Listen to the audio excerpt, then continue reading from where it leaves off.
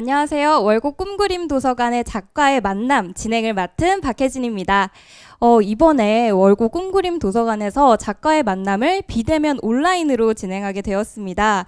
성북구 첫 번째 청소년 특화 도서관이죠. 월곡 꿈그림 도서관에서 활동하고 있는 우리 청소년 친구들, 독한 친구들이 있습니다. 이 청소년 친구들이 직접 만나고 싶은 작가를 추천하고 또 투표하고 선정해서 2020년에 첫 번째로 만나고 싶은 작가님을 이남석 작가님을 우리 친구들이 추천을 해주셨습니다.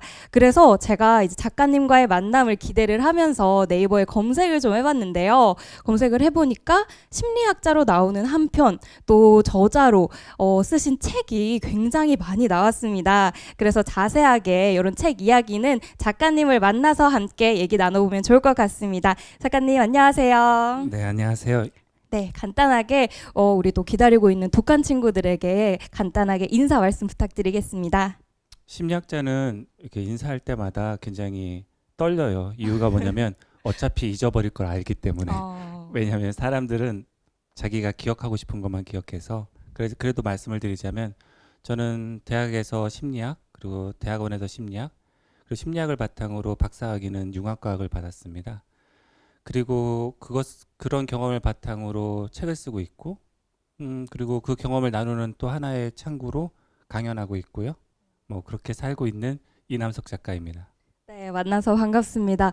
혹시 월곡 꿈그림 도서관 오늘 처음 와보셨나요? 예, 처음입니다. 그러면은 이제 처음 와보셨으니까 감회가 좀 남다를 것 같습니다. 어떠신가요? 일단 여기 계신 분들이 꿈그림 도서관 직원분들이시기 때문에 나쁜 얘기 할 수 없잖아요. 그렇죠. 네, 그런데 그렇게 나쁜 얘기를 할 수 없을 정도로 그러니까 그런 제한 조건을 빼고서라도 지금 너무 처음에 와서 제가 몸 분위기가 굉장히 활기차고 좋다고. 보통 도서관 그러면 예전 책, 그리고 예전 그런 뭐 기자재 이런 것들을 갖고서 이게 좀 무거운 분위기가 있는 곳도 있는데, 여기는 굉장히 활기차고 카페 같고, 그리고 같이, 그러니까 따로 공부하기도 좋고 따로 책 보기도 좋지만 또 같이 뭔가를 할 때도 활동하기도 좋게 여기 책들도 배치돼 있고 분위기가 잘 형성돼 있다고 생각합니다. 네, 정말 이렇게 직원분이 앞에 계시지 않다고 생각해도 예. 이게 정말 좋은 곳이다라고 예. 얘기를 해주신 것 같습니다. 네, 저도 와보니까 뭐 정말 그냥 동네에 있는 카페처럼 맞습니다. 정말 밝은 분위기로 이 도서관이 잘 만들어져 있어서 우리 청소년 친구들도 그래서 많이 찾아주시는 것 같습니다. 제가 이제 본격적으로 작가님에 대해 여쭤보고 싶은 질문들을 준비를 해봤는데요. 인물 정보에 제가 작가님을 쳐보니까 네. 심리학자로 지금 네. 소개해 주셨던 것처럼 심리학자로 나오는 한 편, 저자로 나오는 책이 무려 30권이 넘더라고요. 네. 혹시 이렇게 많은 책을 쓰시게 된 계기가 따로 있으실까요? 일단 머리가 좋아서 글을 잘 쓰거나 심리학을 공부하시는 분이 있고요, 세상에는. 근데 이제 저는 그런 사람이 아니라 제가 실수한 거를 심리학에서 찾아봐요. 그리고서 이래서 내가 뭐 실수를 했구나. 그러면 그 실수를 안 하는 방법이 뭐지를 또 공부하고, 그러면 나랑 비슷할 수 있는 사람들에게 도움되게 책을 쓰자 해서 쓴 겁니다. 저의 책은 일정의 순서가 있어요. 그러니까 뭐 독자분들은 별로 신경 안 쓰시고 보시지만, 처음에 저는 자아정체성이 없어서 대학교 학과도 3번 바꿨고요. 그리고 그래서 자아정체성에 관련된 자아놀이공원을 썼고요. 그 다음에 내가 누군지 알게 되니까 누구를 사랑해야 되는지도 생각했어야 되는데 그게 없이 그냥 막 첫 소개팅 만난 여자랑 8년 연애해서 결혼해서 그게 사랑인 줄 알고 살았거든요. 근데 나중에 결혼한 지 한 6년 정도 됐을 때야 내가 한 게 사랑이 아니구나라는 걸 알게 되고, 또 그걸 해서 저희 딸들이 도움되라고, 딸이 둘인데, 그래서 이제 뭐 그런 식으로 이제 사랑을 물어봐도 되나라는 책 쓰고, 사랑의 반대편인 폭력 이야기인 학교 폭력 이야기인 주먹을 꼭 쏴야 할까라는 책을 쓰고, 뭐 이런 식으로 30권을 썼다는 거는 사실은 제가 30개의 주제에 대해서 실수를 했다는 뜻이에요. 제가 그거를 실수한 채로 그냥 남아 있으면 루저죠. 실패자죠. 근데 그거를 이제 과거의 저니까 더 성장해서 과거의 저로 어떻게든 만들고, 그리고 그걸 나누면 위너가 될 수 있으니까, 승리자가 될 수 있으니까 저에게는 책을 쓰는 게 일종의 자아 성장의 길입니다. 그래서 책이 많은 이유고요. 그렇습니다. 굉장히 특별한 것 같아요. 시행착오를 겪으시고 그것을 다시 이겨내기 위해서 이렇게 많은 책을 작성하셨다. 그래서 그런지 우리 이제 추천해준 친구가 독한 친구들의 만나자 분과의 김다은 친구인데요. 예. 아마 이 얘기를 들으면 조금 감동받으실 수 있을 것 같아요. 이 친구가 청소년 서가에서 책을 읽을 때 좋은 책이다라고 느끼면 이남석 작가님의 책인 경우가 정말 많았다고 너무 합니다. 감사합니다. 이렇게 다은 친구처럼 이제 작가님의 책을 읽어본 친구도 있겠지만 아직 읽어보지 못한 친구들을 위해서 이 책은 꼭 읽어봐라 하는 한 가지 책이 있다면 어떤 게 있을까요? 한 가지 책이 아니라 두 가지 책인데요. 네. 똑같은 주제. 한 가지 책은 청소년에게 심리학이 무슨 소용이 이런 책인데 그거는 심리학에 별로 관심도 없고 그리고 뭐 정말 좀 삐딱하게 봐서 심리학이 무슨 소용이야 라고 좀 비판적으로 생각하는 친구가 심리학을 접근하기 좋게 쓴 심리학 입문서고요. 또 하나는 심리학에 정말 관심이 있어서 체계적으로 심리학을 공부하고 싶다 하는 친구를 위해서 10대에 만나는 첫 심리 수업이라는 책이 사계절에서 나온 책이 있습니다. 그러니까 저에게는 두 가지 방향의 책이 심리학에 다 도움이 된다고 생각해서 주제는 똑같지만 접근 방식을 완전 다르게 했기 때문에 추천하고 싶습니다. 네, 이렇게 이유까지 이제 청소년들이 또 심리학에 잘 다가갈 수 있는 책들 추천해 주셨습니다. 근데 추천해 준 책과는 별개로 우리 독한 친구들이 대출 기록을 한번 분석해 봤다고 합니다. 그렇게 해서 가장 인기 있는 책을 뽑아 보니까요. 첫 번째로 뉴스로 보는 사이다 심리학이었고요. 예. 네, 두 번째로는 주목을 꼭 써야 할까? 근데 저는 사실 이 제목들만 봐도 예. 왜 인기 있는지 조금 아, 알 그래요? 것도 같습니다. 뉴스로 보는 사이다 심리학을 조금 설명을 드리자면 이제 갑질 논란, 역조공, 뭐 찌라시, 반사회적 인격장애 등 이 뉴스에서 자주 보는 이슈들을 또 아무래도 우리는 피상적으로만 이해를 하고 있었던 것 같아요. 근데 그런 부분들을 또 개념도 설명해 주시고 심리학적 지식도 덤으로 가져갈 수 있어서 청소년뿐만 아니라 어른들에게도 굉장히 인기가 많았던 것 같습니다. 그런데 요즘 사실 코로나 시대 또 새로운 이슈들이 굉장히 많이 생겨나고 있잖아요. 혹시 이 권을 또 쓰실 생각은 없으실까요? 그렇게 이권을 쓰진 않고요. 주제를 바꿔서 청소년기부터 청년기까지 남자는 왜 그럴까라는 책을 쓰고 있습니다. 그러니까 그게 엠번방 사건 있고 분명히 굉장히 소수라고 생각했었는데 그런 일을 하는 친구가 근데 굉장히 많은 사람들이 거기에 가담을 했었고 그래서 왜 그렇지? 그러니까 범죄자를 꼭 하는 게 아니라 그 범죄자 자신 말고요. 거기에 동조하는 남성들은 무슨 심리일까라는 거를 의뢰를 받았어요. 왜냐하면 자기 아들도 그렇지 않을까 걱정된다는 학부모들이 있었거든요. 그래서 청소년기서부터 시작해서 청년기까지의 남성을 분석하는 그런 책을 지금 쓰고 있고요. 자연스럽게 그 남성들이 벌이는 그러니까 이게 지금 남성을 욕하기 위해서 쓰는 책이 아니라 그런 위기에 빠질 수 있는 그런 문제를 일으킬 수 있는 요소를 미리 알고서 시행착오 겪지 않고 그리고서 더 나아질 수 있는 성장할 수 있는 방법을 적으려고 하고 있고요. 또 하나는 이제 그 세상에는 나는 나쁜 놈이 될 거야 하는 사람이 별로 없어요. 어렸을 때는. 근데 이상하게 또 세상에서 나쁜 사람이 많이 있거든요. 근데 성격 심리학에서는 그런 나쁜 사람이 되는 심리에 대한 유형이 있거든요. 그래서 그 유형을 4가지로 나눕니다. 그래서 그러니까 어둠의 사총사라고 그냥 별명으로 그렇게 부르는데 그런 성격 장애적 측면에서 왜 사소한 거를 꼬투리 잡아서 많이 혼내는 사람도 있고요. 그리고 약속 안 지키는 사람도 있고 그리고 소통 안 하려고 막 하는 조별 과제 할 때 막 소통 안 하고 혼자 막 뭐 하려고 하는 사람이 있고 아예 아무것도 안 하려는 사람도 있고 근데 그게 각각의 다양한 현상인데 사실은 같은 성격의 뿌리에서 나오거든요. 그래서 그러니까 그 사람은 굉장히 일관되게 행동하는 것뿐이에요. 저렇게 어떻게 날마다 이상한 행동을 하지가 아니라 그거는 이제 심리학 지식이 없을 때 그렇게 생각할 수 있는 거고요. 심리학 지식이 있으면 야 진짜 그 성격 그대로 지금 하고 있구나 라고 볼 수 있게 그래서 나쁜 사람이 안 되는 목적도 있지만 나쁜 사람들에게 현혹되지도 않고 그리고 또 이용당하지도 않을 수 있는 방법을 적는 책을 더 깊이 있게 쓰고자 합니다. 꼭 이제 뉴스로 보는 사이다 심리학 2편이 아니더라도 계속해서 이런 사회적 이슈에 네, 대해서 맞습니다. 다루는 책을 쓰고 계시다고 말씀을 해주신 것 같습니다. 또 빠른 시일 내에 예. 또 이 월곡 꿈그림 도서관에서 또 작가님의 책을 아유, 그렇게 감사합니다. 만나 뵈면 좋을 것 같습니다.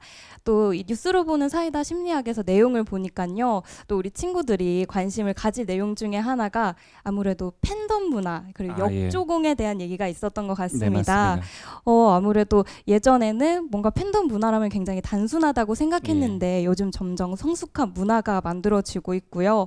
또 이제 그뿐만이 아니라 뭔가 요즘은 덕질이라고 아, 예, 하죠. 맞습니다. 예. 덕질은 이런 어린 청소년들이나 어린 친구들이 할 것 같은데 요즘 트로트가 또 굉장히 맞습니다. 붐이 일어났잖아요. 네, 예. 그러면서 아니 우리 엄마 아빠도 할머니 할아버지도 이런 덕질을 한다고 하면서 그런 조공 문화도 거기서 스케일이 맞습니다. 굉장히 크더라고요. 예, 혹시 요즘 이런 중장년층의 예. 이런 팬덤 문화 어떻게 바라보고 계신가요? 방금 다 말씀하셨는데 일단은 나이가 들수록 이게 청소년들 말고요. 청소년기에는 또래 문화가 있어서 자기 또래에 의해서 영향을 받는 게 많이 있는데 중년 이상이 되면 사실은 외롭게 막 또래들과 막 어울리는 시간보다도 자기 가족 혹은 자기 회사 뭐 자기 직장 뭐 자영업 하시는 분은 자기 그 생활터 이런 데에서 그냥 머물러 계시거든요.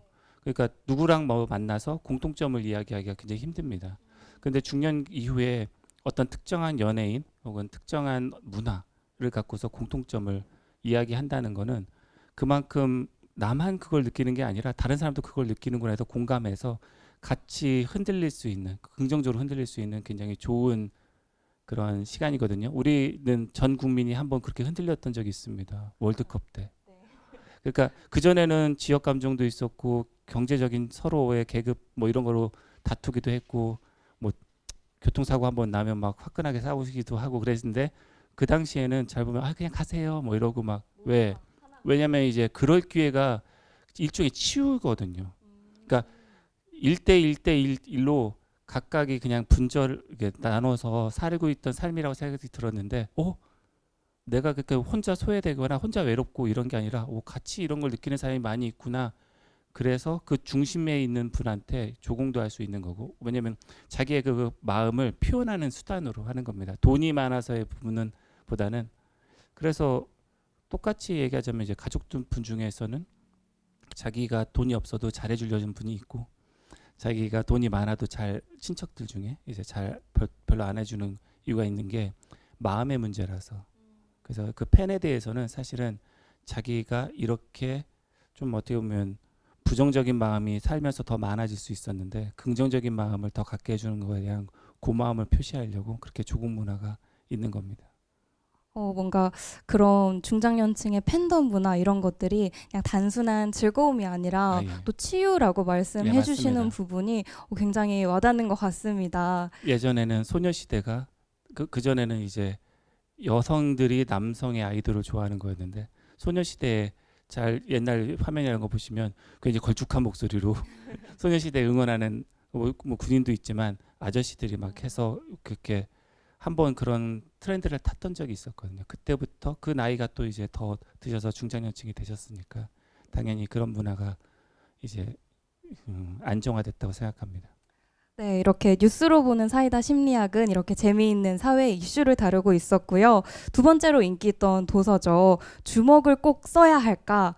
저도 이렇게 서가에 주먹을 꼭 써야 할까라는 책이 있으면은 왠지 눈길이 갈 것 같고 왠지 먼저 손이 나갈 것 같은 너무 빨리 읽어보고 싶은 그런 책인 것 같은데요.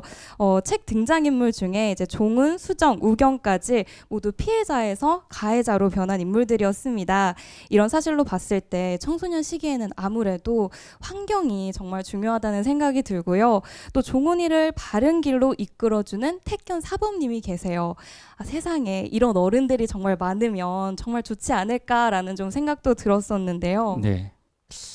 그거를 그렇게 읽으실까봐 굉장히 걱정했었어요. 왜냐면 실은 제 개인적 경험을 바탕으로 하고 있습니다. 그 작가 후기에도 쓴 것처럼 분당 지역에서 일진이었던 친구를 이제 사고력 과외라는 이름으로 제가 과외했던 적이 있었거든요. 그러니까 지금은 바뀌었지만 분당 지역이 비평준화였기 때문에 고등학교를 가냐 안 가냐 수준이었어요. 그런데 그 친구가 이제 뭐 이렇게 송파구에 있는 가락동까지 원정 와서 막 싸우고 가고 뭐 이랬던 친구인데, 근데 그 친구를 이제 지도하면서 느꼈던 건데, 옆에서 제가 아무리 자극을 줘도 소용이 없었는데 스스로 자기가 느꼈을 때 이렇게 살면 안 되겠구나라고 느꼈을 때 확 변하더라고요. 그 책 내용은 사실은 태견 선생이 엄청 열심히 뭔가를 하는데 결국은 자기가 거기 등장인물 중에 정희한테 그리고 정희뿐만 아니라 학교 애들한테 무슨 짓을 했는지를 느끼는 순간 애가 변하는 걸로 바꿨습니다. 그러니까 그 전에도 굉장히 강압적이고 혹은 뭐 칭찬도 하고 처벌도 내리고 막 이런 것들이 다양한 방법이 있었는데 그게 소용이 있었던 게 아니라 제가 직접 자각했을 때 마치 그 게으른 친구가 옆에서 빨리 좀 일어나 이렇게 했을 때는 뭐 오히려 반발심도 있고 막 이랬다가 어느 날 야, 나 너무 게으른 것 같아. 좀 일찍 일어나 볼까 하는 순간 생활 태도가 변하는 것처럼 스스로 자각하게끔. 그래서 아니나 다를까 이게 벌점 대신 읽히는 학교가 있더라고요. 학생들한테 문제 학생, 그럼 그 문제 학생들은 1인칭으로 읽거든요. 왜냐면 자기랑 비슷한 친구가 주인공으로 나오니까 그 똑같이 자각하는 효과가 있더라고요. 그러니까 이게 폭력을 직접 쓰는 가해자인 친구들은 1인칭으로 읽어서 그걸 따라오고요. 이제 방관자인 친구들은 그 택견 선생 중심으로 읽더라고요. 그래서 그 차이가 좀 있습니다. 저도 다시 한번 그런 부분을 염두에 두고 다시 읽어보면 좋을 것 같은데, 뭐 꼭 이렇게 주변 환경보다도 특히나 뭔가 자기가 변하려면 자각하는 게 중요하다는 말씀이신 예, 거죠? 덧붙여서 말씀드리면 위인전 보면 어려운 환경에 그를 단련시켰다고 써 있습니다. 그런 식으로 막 써 있습니다. 전기문도 그렇고. 근데 신문 사회면 보면 어려운 환경 때문에 범죄자 됐다고 써 있습니다. 사실은 환경이 중요한 게 아니라 자기의 자각 혹은 자기의 선택이 훨씬 중요하거든요. 물론 어렸으니까 선택을 잘 못했을 수 있어요. 근데 그거를 시행착오를 통해서 자기가 이건 나쁘다는 걸 알게 되는 효과가 있어야 되는데 보통은 처벌을 내려야 될 때 칭찬하시거나 아니면 방임하시거나 해서 문제가 됐었고요. 그래서 그 책에는 그게 잘못 들어갔을 때의 앞부분은 잘못 들어갔을 때이고요. 뒷부분은 그게 잘 들어갔을 때의 것으로 썼던 것 뿐입니다. 지금 해주신 비유가 굉장히 와닿습니다. 뉴스에서는 어려운 환경 때문에 범죄자가 되는 경우도 있고, 또 위인전에는 어려운 환경을 또 견뎌내고 이겨내서 어려운 환경이 자극이 돼서 네, 그런 식으로 쓰니까 사실 어려운 환경이 문제는 아니죠. 스스로가 자각하고 또 자아 성장하는 게 중요하다고 말씀해 주신 것 같습니다. 지금까지 이렇게 봤을 때 청소년을 위한 심리학 책을 굉장히 많이 쓰신 것 같은데요. 근데 아무래도 저도 조금 더 크고 보니까 저 청소년의 심리는 어떨까 하는 생각이 굉장히 많이 들었습니다. 혹시 어른을 위한, 청소년을 이해하기 위한 심리학 책을 또 쓰실 생각은 없으실까요? 예, 앞으로는 아마 비중이 그 책들이 훨씬 더 많을 겁니다.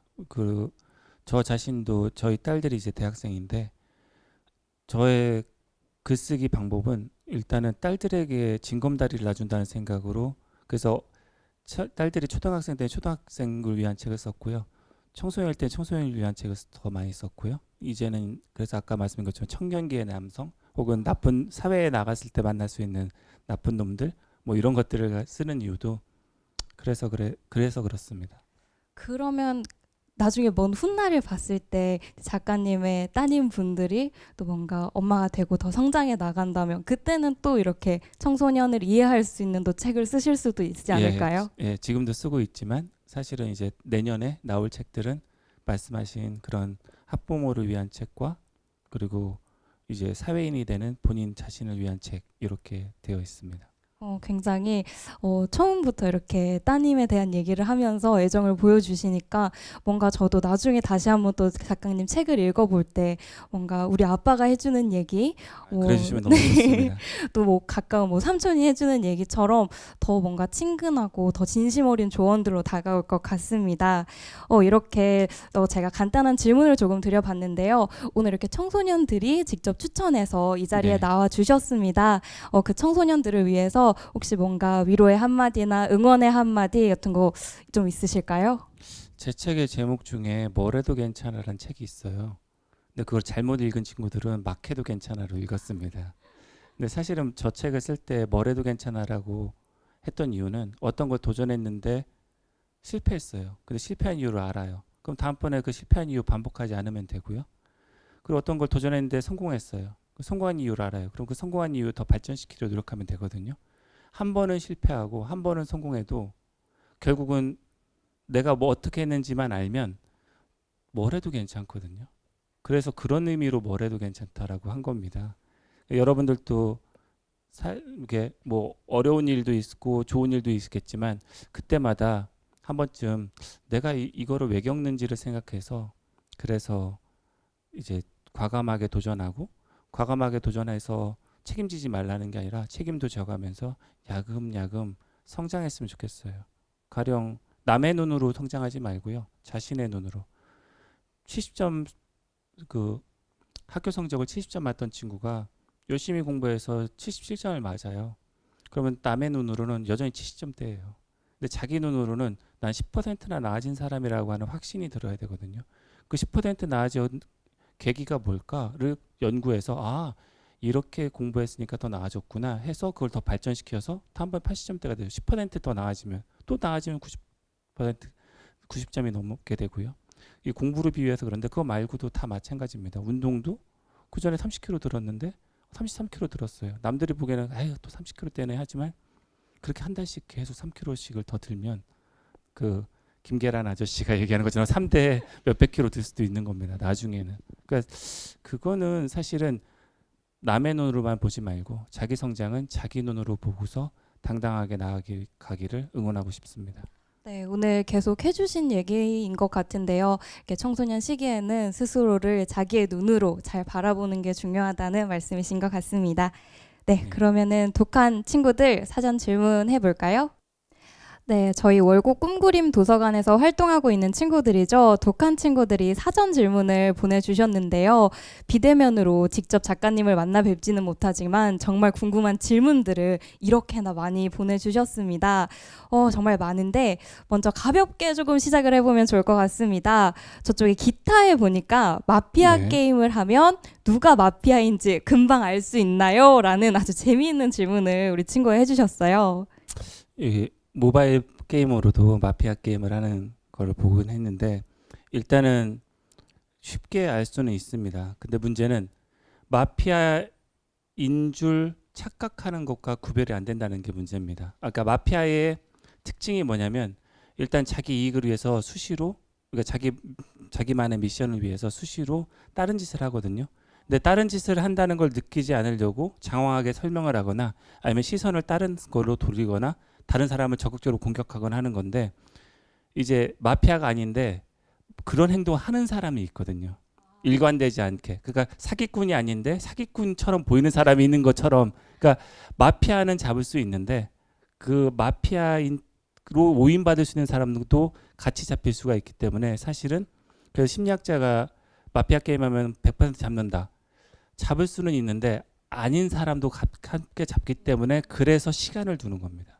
그래서 여러분들 프로파일링 영화 보면 바로바로 뭐 실토하게 하고 막 이렇게 나오지만 사실은 2주에서 3주가 걸리는 이유도 먼저 1주 만에 직관적으로 뭔가를 알게 됐어도 그걸 확인해야 되는 작업이 필요해서 그래요. 그러면 조금 긴 시간을 두고 마피아 예. 게임을 하면 확실하게 근데 잡아낼 수 있다. 이제 게임이니까 그게 안 되니까 그래서 문제이죠. 말씀해 주신 것처럼 항상 게임하고 나면 아니 너 마피아 아닌데 왜 그랬어 하는 맞습니다. 친구들이 꼭 맞습니다. 있더라고요. 그런 또 공감되는 얘기 예. 해주셨던 것 같고요. 그럼 첫 번째 카테고리인 친구 관계에서 네.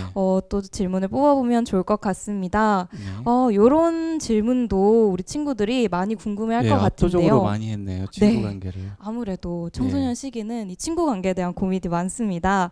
제가 친구들에게 싫다고 말을 잘 하지 못하는데 친구가 기분 나쁘지 않게 저의 입장을 잘 말할 수 있는 방법이 있을까요?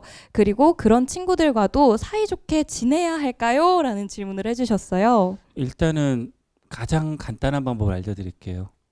보통 싸우게 될 때 이렇게 얘기합니다.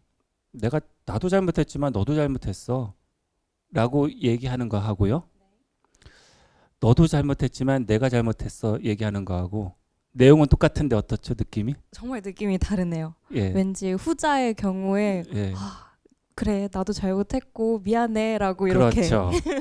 내용은 똑같습니다. 근데 제가 이렇게 간단하게 순서만 바꿨지만 뭔가 얘기하고 그 친구한테 뭔가 자기가 서운한 거 혹은 문제가 있는 거를 거절해야 되는 거 이렇게 얘기할 때 그때 맨 마지막에는 아 나도 이렇게 해서 못 도와줬지만 뭐고 뭐 나도 이렇게 너를 서운하게 했지만 이런 식으로 이제 순서만 바꾸면 그러면 이제 공감력이 더 위로 올라갑니다. 예능 프로그램에서도 많이 본 것 같아요. 이렇게 그랬구나 아, 하면서 그거 유명한 네. 영상이 있는데 그거 공격으로 쓴 아, 그 맞아요. 무한도전에서 네네. 공격으로 쓰는 그거가 잘 보시면 뭐냐면 상대가 말하고 싶어 하지 않은 거를 그랬구나라는 걸로 유도를 하면 그건 공격이거든요. 그러니까 그런 부분을 그 조심해서. 뭐냐면 자기가 그러니까 2인칭 너가 아니라 나의 입장에서 얘기하는 거니까 뭐냐면 너 나 왜 약속 시간 늦어? 그래서 나는 너무 힘들어. 할 때는 그냥 나는 너가 약속 시간에 늦으면 걱정돼서 힘들어라고만 얘기하면 돼요. 근데 너는 맨날 약속 시간 늦는 애야. 그러면 되겠어? 이것도 2인칭으로만 끝나면 안 되는 거예요. 그래서 그게 그랬구나를 할 때에 그랬구나가 중요한 게 아니라 사실은 1인칭으로 해서 너는 그런 마음을 느꼈구나가 더 중요한 건데 그게 빠지다 보니까 그 물론 예능 프로그램이니까 더 장난치려고 그런 거죠. 그런데 그래서 아까 간단하게 그 말의 순서 바꾸는 것으로도 효과가 있었잖아요. 그런 것처럼 사실은 자기의 마음을 상대를 다치게 하면서까지 표현하면서 자기의 진심을 사람들이 몰라준다고 얘기하면 그럼 친구 관계가 점점 안 좋아질 수밖에 없거든요. 그래서 그런 부분을 조심하면서 방금 말씀드렸던 그런 기법, 그러니까 내가 서운한 게 있으면 나의 감정에 집중해서 얘기만 해야지 상대를 평가하는 얘기를 하면 안 되거든요. 평가. 그러니까 너는 늘 그런 애야. 뭐 이런 식으로 하면 그 친구 입장에서는 자기는 늘 그런 애가 아닌데 그렇게 얘기하니까 서운하죠. 또 그리고 이제 거절 같은 경우에는 착한 아이 컴플렉스에 걸리면 안 되거든요. 누군가를 잘해줘야 된다고 할 때 가장 잘해줘야 되는 사람은 자기 자신이에요. 자기 자신에게 잘해준 다음에 그 마음 그대로 남에게도 잘해줄 수 있는 거거든요. 근데 보통 착한 아이 컴플렉스에 걸리면 어떻게 되면 자기가 존중받아야 될 가치를 남이 뭔가를 도와달라고 했을 때 도와주는 걸로 칭찬받는 걸로 자기의 존중 가치를 높이려고 하는 사람이 있어요. 그러면 어떻게 되면 자기도 힘들고요. 그리고 진심을 다해서 하는 게 아니라 어떻게 수단을처럼 남을 도와주는 거기 때문에 상대방도 느껴요. 그러니까 자기는 열심히 한다고 했는데 상대는 불만이 생기고 그러면 어떻게 되냐면 친구 관계가 안 좋아져요. 그래서 거절할 때는 명확하게 거절해야 되는데 나 싫어하는 거하고 이유를 대는 거하고 굉장히 다릅니다. 그래서 그 거절할 때는 꼭 이유를 만드셔야 돼요.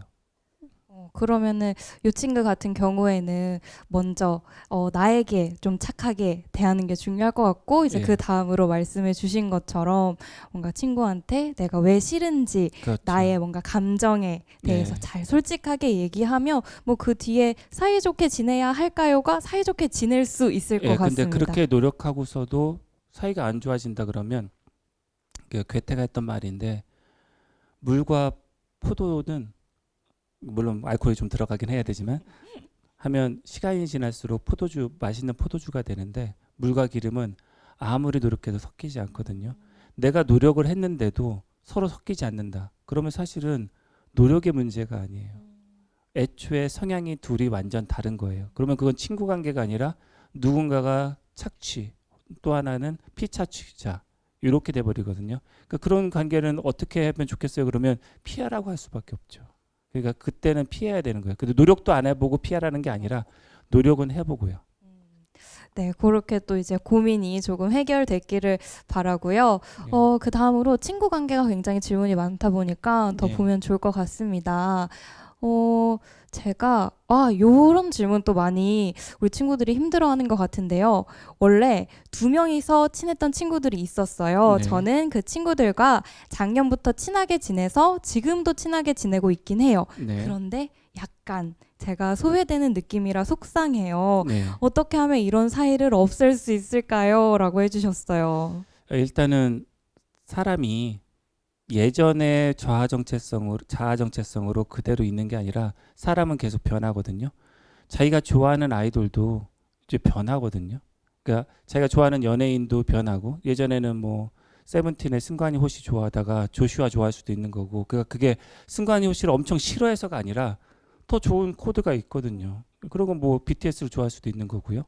그게 배신이 아니라 자기 정체성이 바뀌니까, 그 좋아하는 것이 바뀌니까 너무 당연한 거예요. 근데 그거를 배신이라고 부르냐 소외라고 부르냐, 그러니까 소외는 일부러 나를 무시할 때 쓸 수 있는 표현이고요. 그게 아니라 그 친구가, 그러니까 먼저는 친해졌지만 이게 지금 순서의 문제가 아니거든요. 지금 감정에 누가 더 있느냐고, 대부분의 경우에는 있는 거에서 없어지는 손실에 굉장히 민감해요. 사람은 길 가다 준 5천 원보다 내 주머니에서 몰래 빠져나간 5천 원이 막, 그 5천 원 어떻게 하지? 이런 게 더 크거든요. 그러니까 뭔가를, 용돈도 앞으로 바라면 줄게 하는 거하고 일단 10만 원 준 다음에 뭐 못할 때마다 막 뺏으면 느낌이 확 오거든요. 근데 이 친구는 사실은 그 친구의 마음은, 상대방 친구의 마음은 원래 자기 게 아니었는데 자기 거로 되어 있었다가 마치 잃는 것 같은 느낌이니까 그 손실이 너무 커져 보이는 거예요. 그래서 그런 거지, 사실 그 친구에게도 친구 선택의 자유가 있고요. 냉정하지만 본인에게도 있거든요. 그럼 한번 생각해 보는 거예요. 나는 지금 마음에 텃밭이 있을 때 내 텃밭, 그 친구는 지금 여러 텃밭을 갖고 있는데, 그 어장관리라고 표현하는 게 아니라 여러 마음의 텃밭을 갖고서 계속 자기가 나이가 더 들고 좋아하는 것도 바뀌고 할수록 그 텃밭을 계속 일구고 있는데, 나는 지금 그러고 있는가? 계속 그 텃밭이 더 깊어지고 더 나아지고, 이거는 좋아요. 한 사람과의 관계가.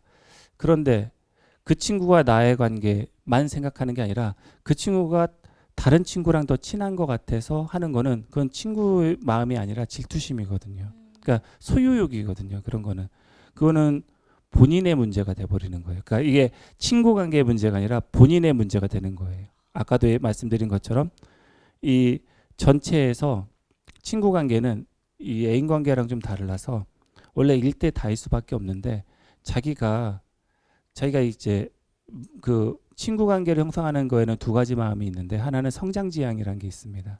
내가 자아를 더 성장시키기 위해서 친구를 만나는 경우가 있고요. 또 하나는 결핍 회피 지향이라는 게 있어요.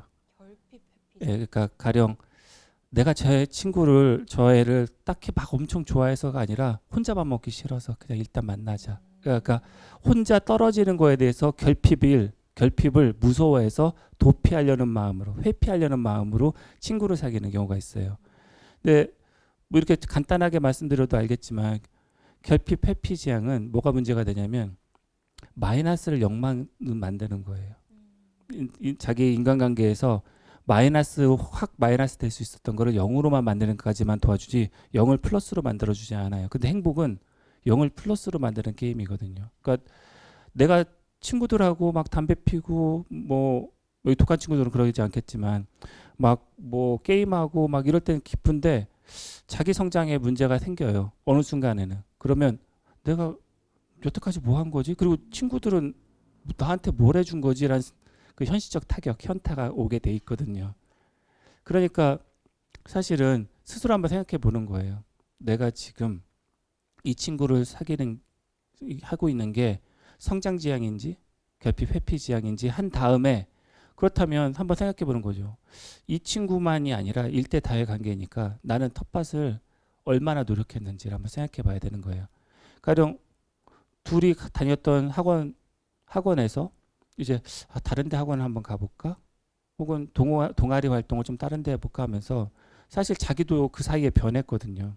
본인은 못 느끼지만 매일 보는 거울처럼 사진을 가끔 탁탁 보면 확실히 변했지만, 그러니까 본인은 그 변했다고 생각하지 않지만 친구가 변했듯이 자기도 좀 변했을 수 있어요. 변한 자기의 정체성에 맞게 또 다른 친구를 또 재밌게 사귀면 되는데, 보통은 그걸 배신이라고 느낀다는 거죠. 그러니까 친구가 나한테 그랬듯이 나도 그렇게 하면 배신이라고 생각하는데, 그게 아니라 지금 청소년기에는 그게 너무도 당연한 거거든요. 그래서 제가 처음에 연예인 좋아하는 거로 예를 든 게, 자기가 좋아하는 걸 선택할 자유는 누구나 있으니까 그냥 그렇게 편하게 생각해서, 그거를 누군가 일부러 무시하고 버리고 뒤에서 음해하고, 야 걔 재수없어서 내가 안 사귀잖아, 이제 이런 게 아니니까. 그러니까 너무 심각하게 그렇게 받아들이지 않았으면 좋겠어요. 왜냐면 그거는 심리적인 이게 지금 이 친구가 너무 심각해서라기보다는 사람의 심리 마음에 있던 거에서 좀 없어지면 더 민감한 손실 혐오라고 그러는데 그 손실 혐오가 일어나서 그런 것뿐이에요. 아까 아무래도 세븐틴으로 비유해 주신 게 예. 굉장히 와닿았는데 예. 그런 것처럼 뭐 잠깐 뭐 그 아이돌이 최애였다가 예, 맞습니다. 변하는 것처럼 전 또 시간이 지나면 다시 이 친구와 다시 그렇죠. 또 코드가 맞으면 친해질 수 있으니까 맞습니다. 뭐 시간을 조금 가지고 다른 친구들도 한번 사귀어보고 맞습니다. 나에 대해서 생각도 좀 해보는 게 좋을 예. 것 같습니다. 저도 사실 학창 시절 다니다 보면 특히 홀수로 친구들이 모이면 예. 이런 경우들이 많거든요. 그래서 아마 아. 이 질문에 공감을 하는 친구들이 많을 부가적으로 것 같아요. 말씀드리면 홀수로 친구를 사귀는 게 훨씬 좋아요. 이유가 뭐냐면 역동이 뭐 하나 하자고 할 때 꼭 반대 세력이 나오거든요. 근데 그게 아까도 말씀드렸듯이 자기가 어쨌든 청소년기에는 변화를 많이 해야 되는 시기거든요. 내가 왜 변해야 돼 하지만 왜 변해야 돼 하는 친구들조차도 초등학교보다는 많이 변했거든요. 그러니까 사실 그 변화를 또래끼리의 자극으로 변화하는 게 훨씬 낫지 나중에 나이 든 사람 그러니까 사회에 나와서 그거를 이제 사회의 압력으로 변하게 하려면 그게 다 상처가 되거든요. 그러니까 이게 나와서 만약에 친구들이 약속 시간 좀 잘 지켜 이렇게 갖고 막 하는 거는 그냥 투닥투닥 하는 정도인데 나중에 과장님이 이러면 다 자네 잘릴 거야 하는 걸 그때 막 교정하려고 그러면 굉장히 힘들거든요. 그런 식으로 사실은 홀수로 3명, 5명 뭐 이럴 때 근데 그거보다 더 많을 때는 사실은 관계가 아니거든요. 그때는 그래서 조별 과제나 이런 거 할 때 가장 좋은 게 5명이거든요. 그러니까 조금 누군가 좀 안 해도 충분히 다른 사람들이 협력해서 해결될 수도 있고 그래서 홀수로 사귈 때 누군가 자기가 소외당하는 것처럼 느끼지만 그 3명 중에 또 다른 한 명은 자기가 소외당한다고 느껴요. 왜냐면 그게 야, 우리 밥 먹으러 가자 할 때는 이제 먹는 거에 자신 있는 친구가 막 해서 제가 맨날 중심이 하지만 음악 할 때는 또 음악에 야, 너 이런 것도 모르냐? 야 BTS가 다이너마이트 만들 때 누구랑 뭐 했어? 이러면 에? 이렇게 하고 또 누가 또 공부 좀 그 3명 중에 또 좀 더 잘하는 친구가 있으면 야야 내가 찍어줄게. 야 저기 잘 나온 거 역사 이번에 뭐뭐 나올 건데 그때는 또 그 친구가 중심 같거든요. 그러다 보니까 어떤 순간 자기가 필이 꽂힌 거 있잖아요. 마음이 딱 꽂힌 거에서 중심으로 놓고 보면 왠지 내가 소외당한 것 같아요. 야 나는 내가 먹고 싶은 것도 못 먹고 지들끼리 결정해서 뭐 이런 식으로 되는데 또 반대편도 있거든요. 그래서 그 다양한 거를 한 번쯤은 그런 부분이 없는지를 생각해 보면 되고요. 그리고 상대편 친구가 자기를 좋아하는 이유가 많이 변하지 않았다면 그 친구의 마음은 변한 게 아니에요. 그러니까 나는 이 친구가 뭐랄까 자기를 믿어주는 마음이 좋아서 난 친구야. 근데 지금 새로 사귀는 친구는 빨리 친해져야 되니까 더 신경 쓸 수는 있어요. 그렇다고 이 친구를 등한시하거나 그런 게 아닌데 그러니까 걸리는 시간이 그러니까 덕질하는 시간이 그러니까 새로운 대상이니까 덕질이 끝날 때까지 걸리는 시간이 더 많을 수는 있는데 그거 끝나면 사실 마음속에서는 그렇게 각자가 좋아하는 이유가 다르기 때문에 그렇게 두려워할 필요는 없거든요. 한 번쯤 생각해 봐야 될 겁니다. 네, 좋은 것 같습니다. 지금 이 질문을 얘기하면서 또 새로운 친구를 만나면 좋을 것 같다라는 얘기가 나와서 또 여기 질문 중에 요즘 많은 새로운 친구를 사귀고 있는데 새로운 친구의 속마음을 좀 빨리 알 수 있는 방법이 있을까요? 라고 물어봐 주셨어요. 좋습니다. 일단은 제가 지금 이게 말씀 나눌 때도 좀 이렇게 되잖아요. 그 얘기는 뭘까요? 조금 호의적으로. 호의적이고요. 근데 얘기해 이렇게 보니까 굉장히 다가가기가 어렵네요. 그죠. 이게 뭐냐면 사실 마음은 몸으로 드러나게 돼 있거든요. 눈을 안 마주친다. 당연히 뭔가 자기 혼자 생각에 빠져 있거나 거짓말을 생각하거나 물론 엄청난 거짓말쟁이들은 눈 마주치고서도 엄청 거짓말하거든요. 그런 식으로 또 하나는 이제 속마음을 알 수 있는 그러니까 신체적 거리 그러니까 너무 가까이 온다. 그것도 문제죠. 근데 한 50cm 정도다. 그러면 자기를 경계심이 이제 무너진 상태라고 생각하시면 되고요. 근데 이 친구한테 좀 하나 충고 드릴 게 있어요. 친구 사이에 서로 친해지려면 자기 개방이라고 해서 자기를 비밀이나 이런 거 오픈되는 건 맞는데 너무 그걸 강압적으로 하면 어떻게 될까요? 반대쪽에서 많이 부담스럽지 않을까요? 그러니까 이거를 입장을 바꿔놓고 생각하면 상대가 내 속마음을 그 정도로 친하지 않은데 애가 알고 있어요. 부담될까요? 부담되지 않을까요? 부담돼요. 딱 뭐 무당처럼 너 오늘 이거 하려고 그러지? 에? 그 처음에 신기한 정도지만 계속 그래요. 그러면 얘는 나를 간파했네. 그러면 사람에게는 누구나 다 긍정적인 면과 부정적인 면이 있는데 처음에 사귀기 때는 부정적인 면을 잘 안 보여주려고 노력하거든요. 근데 이 친구가 긍정적인 면을 발견해 주는 건 좋은데 이 능력으로 내 부정적인 면까지 하면 나한테 실망하겠구나 해서 그걸 감추게 돼. 감추는 방법이 뭐예요? 멀리 떨어지는 거죠. 그러니까 오히려 이런 방법은 사실은 나한테 호감이 있는지 없는지 정도까지만 확인해야 되지 진짜 막 뭐죠 독심술가처럼 활용하려고 그러면 안 되고요. 또 하나는 아까 말씀드렸지만 친구의 속마음을 확인하기 전에 객관적 사실부터 공감을 표현하는 훈련을 하셔야 돼요. 가령 지금 이렇게 저희가 도서관에 둘이 이게 있지 않습니까? 그런데 만약에 제가 친해지고 싶다고 속마음 알고 싶다고 그래서 나 너 속마음 알고 싶어 이렇게 얘기하면 공포 영화가 따로 없거든요. 근데 어떻게 해요? 오늘 날씨 참 좋지 않나요? 그러면 공감하면서 그리고 야 요즘 이런 거 참 마음 아픈 일 아니야? 그러면 이런 식으로 해서 객관적인 사실에 대해서 서로 공감하는 게 높다 보면 속마음으로 이 친구는 내가 속마음을 이야기해도 공감을 해주겠구나라는 믿음이 생기거든요. 그 믿음이 형성될 때 그게 바로 친밀감이에요. 심리학에서는 그걸 친밀감이라고 합니다. 뭐냐면 내가 어떤 이야기를 했을 때 상대가 그거를 꼬투리 잡아서 나를 이용하지 않을 거에 대한 믿음이 친밀감이에요. 그냥 그러고 나서 더 친해지고 그러면 막 부정적인 면 일부러 보여주고 뭐 이렇게 더 막 장난치고 막 골탕 먹이고 장난 아니죠. 그런데 처음에 시작할 때는 사실은 아까 잠깐 말씀드린 것처럼 객관적인 사실을 통해서 계속 공감. 근데 그때 막 정치적인 이야기하고 그러면 안 되죠. 처음에 시작할 때 너 누구 좋아하니?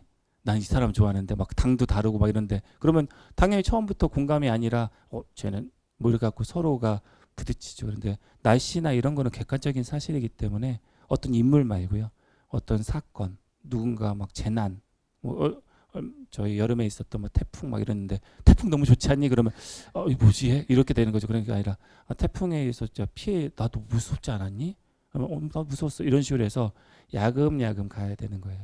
그러면 당연히 친구는 이 친구는 나랑 공감 잘해주는 친구니까 해서 속마음을 이런 기술 없이 스스로 얘기할 겁니다. 왜? 친해지고 싶어서 자기 개방이란 걸 하니까. 너무 당연하잖아요. 친구 사귈 때 다들 경험했겠지만 어느 정도 단계가 올라오면 이제 비밀 얘기하잖아요. 근데 처음부터 비밀 얘기하는 애는 부담되잖아요. 듣는 것도 부담이지만 자기가 비밀 얘기했을 때 그걸 또 딴 사람한테 얘기하겠구나 해서. 그래서 사실은 기술은 알고 있대 섣불리 쓰기보다는 객관적인 사실에 대한 공감을 먼저 해주기를 바랍니다.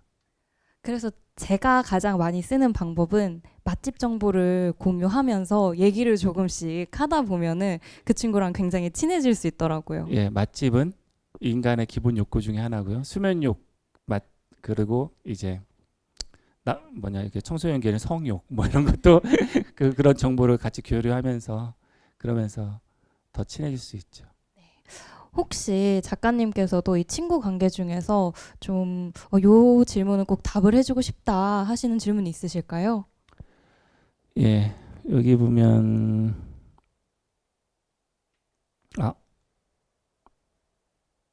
그것도 좋은 것 같습니다. 친하게 지내던 친구와 언제부턴가 말도 안 하고 지내고 있습니다. 이 친구가 아직까지 저에게 화나 있는지 알 수 있는 방법이 있을까요? 어떻게 보면 가장 위급하고 긴급한 질문이 아니었나. 예, 제가 생각하기에는 일단은 친하게 지내던 친구인데 그 친구가 그 친구를 화를 내게 했던 어떤 사건이 있을 거예요.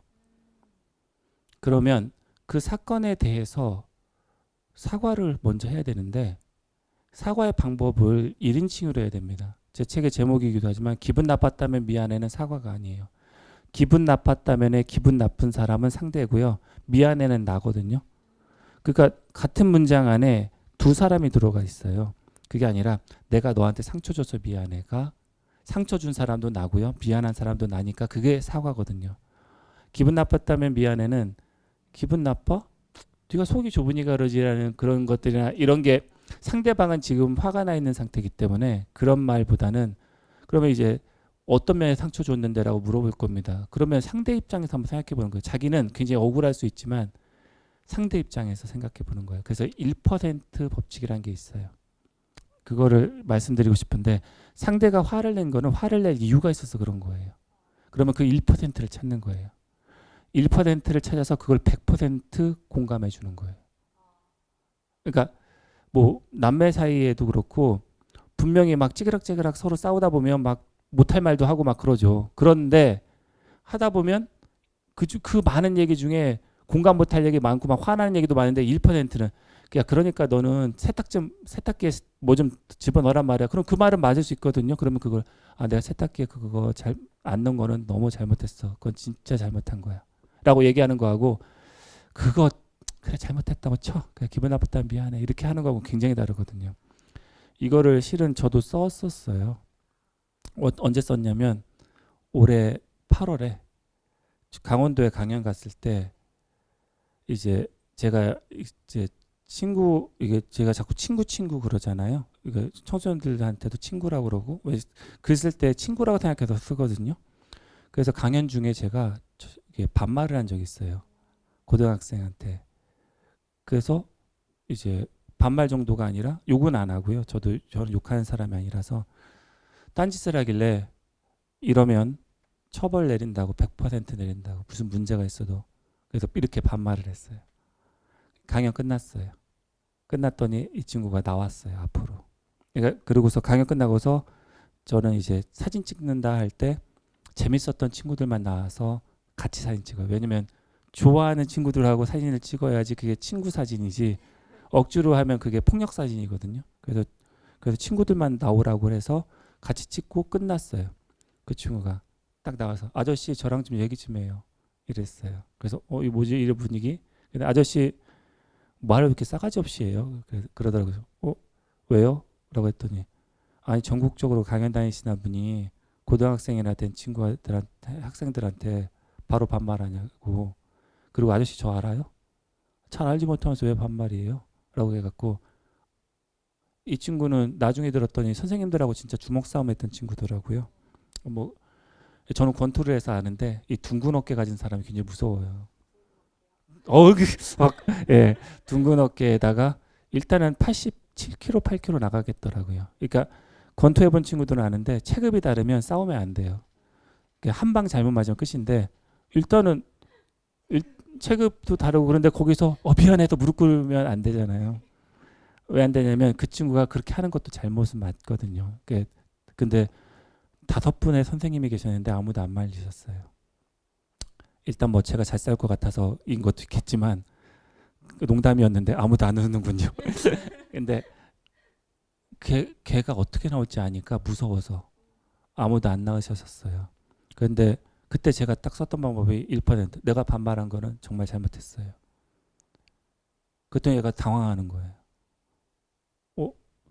화내서 야 그래도 너 나한테 반말하면 이런 거를 시나리오가 있었고 그러면 주먹 날리고 이제 뭐 또 좀 해보려고 그랬는데 뭐지 했더니 다시 그 말을 반복. 그러더니 이제 그렇다고 반말하면 돼요. 그렇게 계속 반복하는 거. 그때마다 제가 반말한 건 잘못했어요.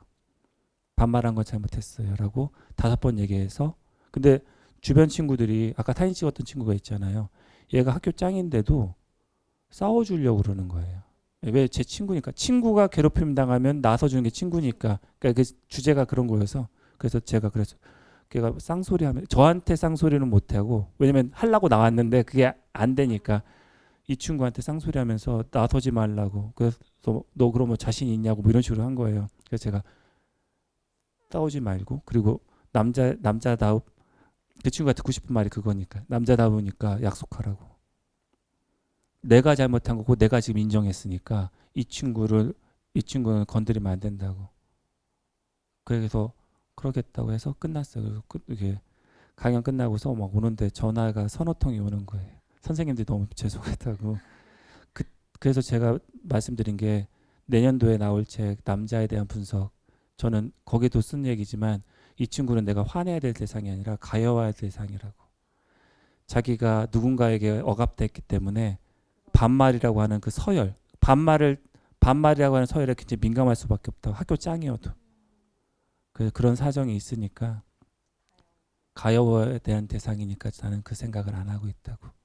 100% 제가 지금 이제 선생님을 만족시키기 위해서 거짓말하는 게 아니라 난 진짜 그렇게 믿는 사람이고 그래서 그 방법을 했다고 그랬더니 그러면 그 애한테도 사과를 받았어야 되지 않냐 그래서 아니 그 친구는 아직 준비가 안 됐기 때문에 진심이 아닌 사과를 받을 거라서 준비가 될 때까지 기다려야 되니까 받지 않겠다고 했다고.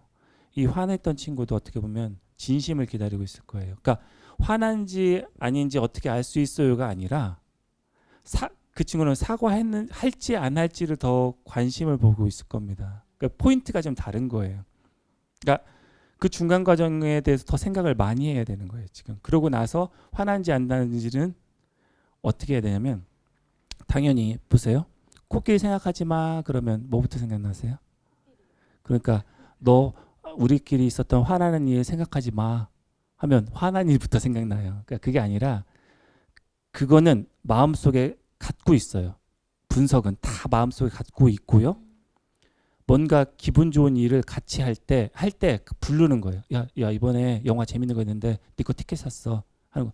내가 너한테 와가 나 아직도 화나 있어 할 때는 그때는 했는데 그러지 않고 그래 아이씨 가자 이거 갔는데 그러고서 노래방까지 막 가고 그러면 또 그러면 이제 끝나는 거예요. 왜냐면 근데 정면 돌파만 좋은 게 아니라서 그래요. 친구 사이에는. 그럼 그거를 해서 나중에 얘가 마음에 이제 가라앉히고 나서는 야 나 그때 서운했다 그러면 안 그래도 나 그때 싫어 이랬으면 비 온 데 땅이 확 굳는데 각 잡고서 가서 자 오늘은 사과하는 날 자 얘가 다른 얘기 하려고 얘가 막 공부하고 있는데 잠깐만 공부도 하지 말고 내 사과 좀 받아 이러면 안 된다는 거죠. 그러니까 긍정적인 이벤트를 준비해서 그냥 아무렇지도 않듯이 한번 탁 얘기해봤는데 걔가 상대방이 듣는다. 그럼 화 안 난 거죠. 근데 그때 화낸다. 그러면 사과를 꼭 해야 되는데 그거를 그냥 미안해. 이건 사과가 아니에요. 그건 깐죽거리는 거고요. 미리 생각했어요. 이 친구가 화를 왜 냈을까를. 그러면 해결이 될 겁니다. 그리고 아까 뭔가 마법의 한마디처럼 계속 말씀해 주셨던 그 부분에 대해서 내가 상처 줬으면 미안해. 근데 그거를 100%로 해야 돼요. 100%로. 핑계 없이 1%를 100%로. 그러니까 전체에 대해서 하라는 게 아니라 그걸 계속 반복해서. 근데 친구 사이니까 아까 제가 예시 들었던 거는 굉장히 극단적인 사례고요. 근데 친구 사이니까 자기가 동의할 게 많이 있을 거예요. 왜냐면 입장도 비슷하니까 그러면 그거를 이제 바꿔가면서 아 그랬으면 그랬다 그랬으면 그렇다 이렇게 해주면 당연히 공감하는 사람이면 나의 적이 아니라 친구거든요. 그래서 자세를 바꿀 겁니다. 네, 또 이렇게 아주 좋은 솔루션을 또 말씀해 주셨고요. 친구 관계에서 조금 더 넓혀 갈까요? 네, 인간 그렇습니다. 관계로 한번 넘어가 보도록 하겠습니다. 이거 어떤가요? 첫 번째 질문이요. 인간 관계를 형성할 때 어떻게 적절하고 적당하게 형성할 수 있나요? 이거에 대해서는 이 친구 제가 자꾸 질문한 친구들을 공격하는 식으로 되는데 아까도 말씀드렸듯이 저는 시행착오를 겪어서 심리학을 하는 사람이라서 제가 그랬기 때문에 하는 얘기예요. 저는 혼자이고 싶지 않아서 애들과 어울려 다녔고요. 그래서 주먹꼭 쌀까 그것처럼 처음에는 이제 피해자였고 그 다음에는 가해자였고 나중에 방관자가 됐는데 그런 경험이 그때 중고등학교 때 사귀었던 애들을 지금 만나고 있지 않아요. 왜냐면 지금 친구일 이유가 없는 애들이에요. 그러니까 그런 거를 하도 겪으니까 이렇게 다 얘기하는 건데 이 친구한테도 얘기를 물어보고 싶은 게 인간관계에서 양이 좋은지 질이 좋은지를 한번 확인해 봐야 될 것 같아요. 적절하고 적당하게 형성할 때의 표현은 사실은 이건 양에 더 치중했던 것 같아요. 제 느낌은 그래요. 왜냐면 보세요. 인간관계라고 하지 않을게요. 영화를 찍을 때 어떻게 적절하고 적당하게 찍을 수 있을까요? 그거 굉장히 비용의 약간 이런 문제로 느껴지네요. 재미없는 영화 100편을 찍는 게 나을까요? 재미있는 영화 1편 찍는 게 나을까요? 재미없는 영화 100편 찍는 게 나을까요? 재미있는 영화 네. 1편 찍는 게 나을까요? 재미있는 영화 한 편 찍는 게 사실은 지금 이 영화의 주인공들이거든요. 이 인간관계라고 하는 영화의 주인공인데 적당하고 적절하고라고 생각한 거는 일단 양을 좀 생각한 것 같아요. 그러니까 하나에만 올인하지 않고 그냥 적당하게 뭐 그러면서 많은 애들을 라면 이렇게 생각할 수 있다는 거죠. 한번 생각해 보셔야 되는 게 내가 인간관계의 질을 높이기 위해서 뭐를 해야 될지를 아까도 말씀드린 것처럼 처음에는 객관적인 공감, 그 다음에 주관적인 공감, 그 다음에 비밀 공유거든요. 그리고 그 비밀 유지고요. 그 다음은. 근데 비밀 공유했는데 막 어디 가서 열심히 얘기하면 당연히 친구 관계 끝이죠. 이런 식으로 해서 기본적으로 인간관계 4단계로 나는 어디를 더 중점적으로 생각할 건지. 사실은 비밀 공유를 꼭 하지 않아도 친구이거든요. 왜? 도움을 주면 되니까. 비밀 공유 안 해도 친구는 될 수 있는데 나는 자아 형성, 그 아까 말씀드린 것처럼 성장 지향인 친구가 있을 때 나는 그러면 거꾸로 성장을 얼마나 도와줄 것인가 입장을 바꿔놓고 등등 고민해야 될 게 많이 있는데 이거는 사실은 수혜자 입장이 아니라 시혜자 입장을 생각한 거예요. 나는 지금 이렇게 인간관계를 형성할 때 내가 마음 먹으면 만약에 애들과 충분히 사귈 수 있는데 그러면 그걸 어떻게 적당하게 여러 사람을 사귈 수 있을까라고 생각하면 안 된다는 거죠. 상대방이 느낀다는 거죠. 그 이렇게 정치인들도 막 악수하고 막 그래서 그냥 저 신경 쓰고 있어요 얘기하는 사람하고 진짜 신경 써가지고 지난번에 그거 나으셨나 봐요 하는 거하고는 굉장히 다른 것처럼 사실 이거는 한 번쯤 생각해 보셔야 되는 게 질의 부분을 내가 그 질이라는 건 양이 아니기 때문에 내가 재미를 추구하는 사람인지 감동을 추구하는 둘 다가 아니라 만약에 지금 구면포트인데 짐이 무거워서 다 내린다면 마지막에 끌어안고 살 게 뭔지를 한번 생각해 보자는 거죠. 그러면 자기가 추구하는 가치가 보여요. 많을수록 좋지가 아니라 내가 다 버린다면 나는 그냥 인간관계에서 재미는 최고야. 그러면 사실은 재밌는 친구들 만나야 돼요. 그 나쁜 거 아니라 나쁘지 않다는 거죠. 저는 그게 선택이니까. 그러면 재밌는 친구 만나면서 가끔 그래요. 아휴, 난 애들이 다 날라린가 봐. 친구들이 이렇게 하면 안 된다는 거죠. 그 재밌는 친구들끼리도 충분히 우정 쌓을 수 있고요. 감동 서로 뭐 비밀 편지 막 서로 오가면서도 막 할 수도 있고. 근데 그건 자기의 선택이거든요. 물론 적당히 섞을 수 있지만 적당히 섞은 친구조차도 비중이 다르거든요. 재미 더 위주인 것과. 그러니까 자기가 한 번쯤 생각해 봐야 될 것 같아요. 적절하고 적당하게는 거꾸로 입장을 놓고 거꾸로 상대방 입장을 생각해 보세요. 어떤 친구가 나는 적절하고 적당하게 인간관계 형성하고 싶어서 배웠어. 그래서 그걸 실행하고 있어라고 그리고 눈치챘다면 사귈 수 있을지를. 이 도서관만 해도 인간관계에 대한 책이 많이 있을 거예요. 근데 그 책이 그렇게 많은데도 왜 사람들이 인간관계가 힘들다고 그러냐면 방향과 방법이 잘못돼서 그래요.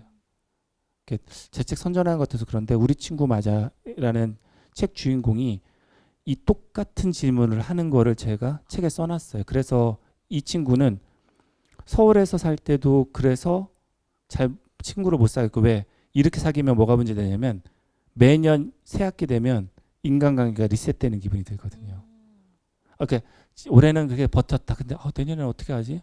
분명히 반도 달라지고 뭐 반에 또 어떤 애가 구성될지도 모르는데 해서 될 수 있거든요. 그래서 그 친구가 너무 그러다가 고민 그래서 집에 문제가 생겨서 충남 예산으로 전학 가서 전학 가면 애들이 다 사고 쳐서 온 줄 알고 그래서 그런데 그러니까 얘가 과장되게 인간관계를 빨리 넓히고 싶어서 왜냐면 자기 혼자 소외되니까 그래서 과장되게 인간관계에 있었던 책에 나온 이야기를 하나씩 실행하는 거 장면으로 2분의 1을 형성했어요. 그리고 나머지는 그게 아니라 내가 어떤 친구가 되고 싶은지를 그러니까 이게 지금 어떤 친구가 왔으면 좋은지가 아니라 내가 어떤 친구가 되었으면 좋은지랑 그 가치를 알아봐주는 애들을 계속 이제 시도해 보는 거예요. 그래서 결국은 이제 삼총사가 형성되는 이야기. 이거 스포일러인데 잠깐만. 예, 그래서 그런 거라서 한 번쯤 생각해 보셔야 되는 게 양이 아니라 질이고 질이라고 했을 때 선택이 있어야 되고 그랬을 때는 자기가 어떤 친구가 될지에 대한 고민을 먼저 해야 될 것 같아요. 이게 그 다음에는 그 방법으로. 그럼 난 재미야 그러면 재미면 음주하면 안 되죠. 참 이게 가무하면 되잖아요. 그러면 그 방법을 알려줄 수 있다는 거죠. 감동이다 그러면 사람의 공감할 수 있는 글귀 혹은 공감력이 뛰어난 예술가가 만든 음악 혹은 그림 작품 이런 거를 보라고 할 수 있겠죠. 왜냐하면 자기가 표현하기는 힘들어도 전문가가 표현한 거는 더 잘 표현되어 있으니까 그거를 같이 나누는 걸 그거를 제한할 수 있는데 그게 빠져 있으니까 해봤자 안 먹히는 거죠. 마치 미술가가 되고 싶은 친구한테 음악가가 되는 방법을 알려줘봤자 별 소용없는 것처럼. 그래서 이거는 그 앞에 이야기가 더 많이 필요한 것 같아요. 그 질문 앞에. 또 그러면서 저기 있는 이제 책을 추천해 주셨어요. 아, 우리 친구 맞아라는 네. 책을 우리 네. 친구 한번 읽어보면 또 좋을 것 같습니다. 인간관계에서 또 몇 가지 질문을 더 읽어볼까요? 네. 저는 조금 계속 우리가 어려운 얘기, 심각한 얘기를 했으니까 조금 밝은 얘기로 한번 넘어가서 밝은 얘기라고 해야 할까요? 네. 심리학에 대해 잘 알면 연애를 잘할 수 있나요? 라는 질문입니다. 맞습니다. 심리학에 대해서 잘 알면 연애를 잘할 수 있는 이유가 뭐냐면 삶의 조건 중에 사랑이 있잖아요. 그러니까 심리학자들은 삶의 조건에서 사람들이 어떤 마음을 갖는지를 연구하는 사람인데 그 사랑에 대해서 연구를 많이 했어요. 그래서 보통 이렇게 잘못된 사랑을 사랑이라고 생각하는 경우가 있거든요. 아까도 얘기했듯이 난 네 거야, 넌 내 거야 했는데 그거는 사실은 좋은 표현일 수는 있지만 진짜로 그렇게 생각하면 그건 소유욕이거든요. 사랑이 아니라. 그럼 소유욕이 뭐가 문제야라고도 생각할 수 있겠죠. 그런데 소유욕이 되면 통제하려고 그래요. 왜? 내 물건이니까. 그러니까 처음에는 굉장히 낭만적인 사이인데 나중에는 물건처럼 해서 만나지 마. 야, 네 친구들 만나지 마. 내가 입지도 마. 아, 입지 마. 이거 안 되군요.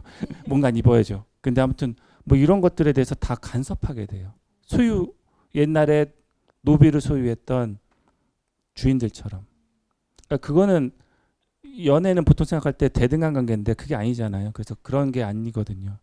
그래서 심리학에 대해서 잘 알면 연애를 잘할 수 있는 이유는 그렇게 위험에 빠질 수 있는 것들. 가령 열정이 있으면 굉장히 좋은 사랑할 수 있다고 생각하잖아요. 맞아요. 근데 열정만 있으면 안 돼요.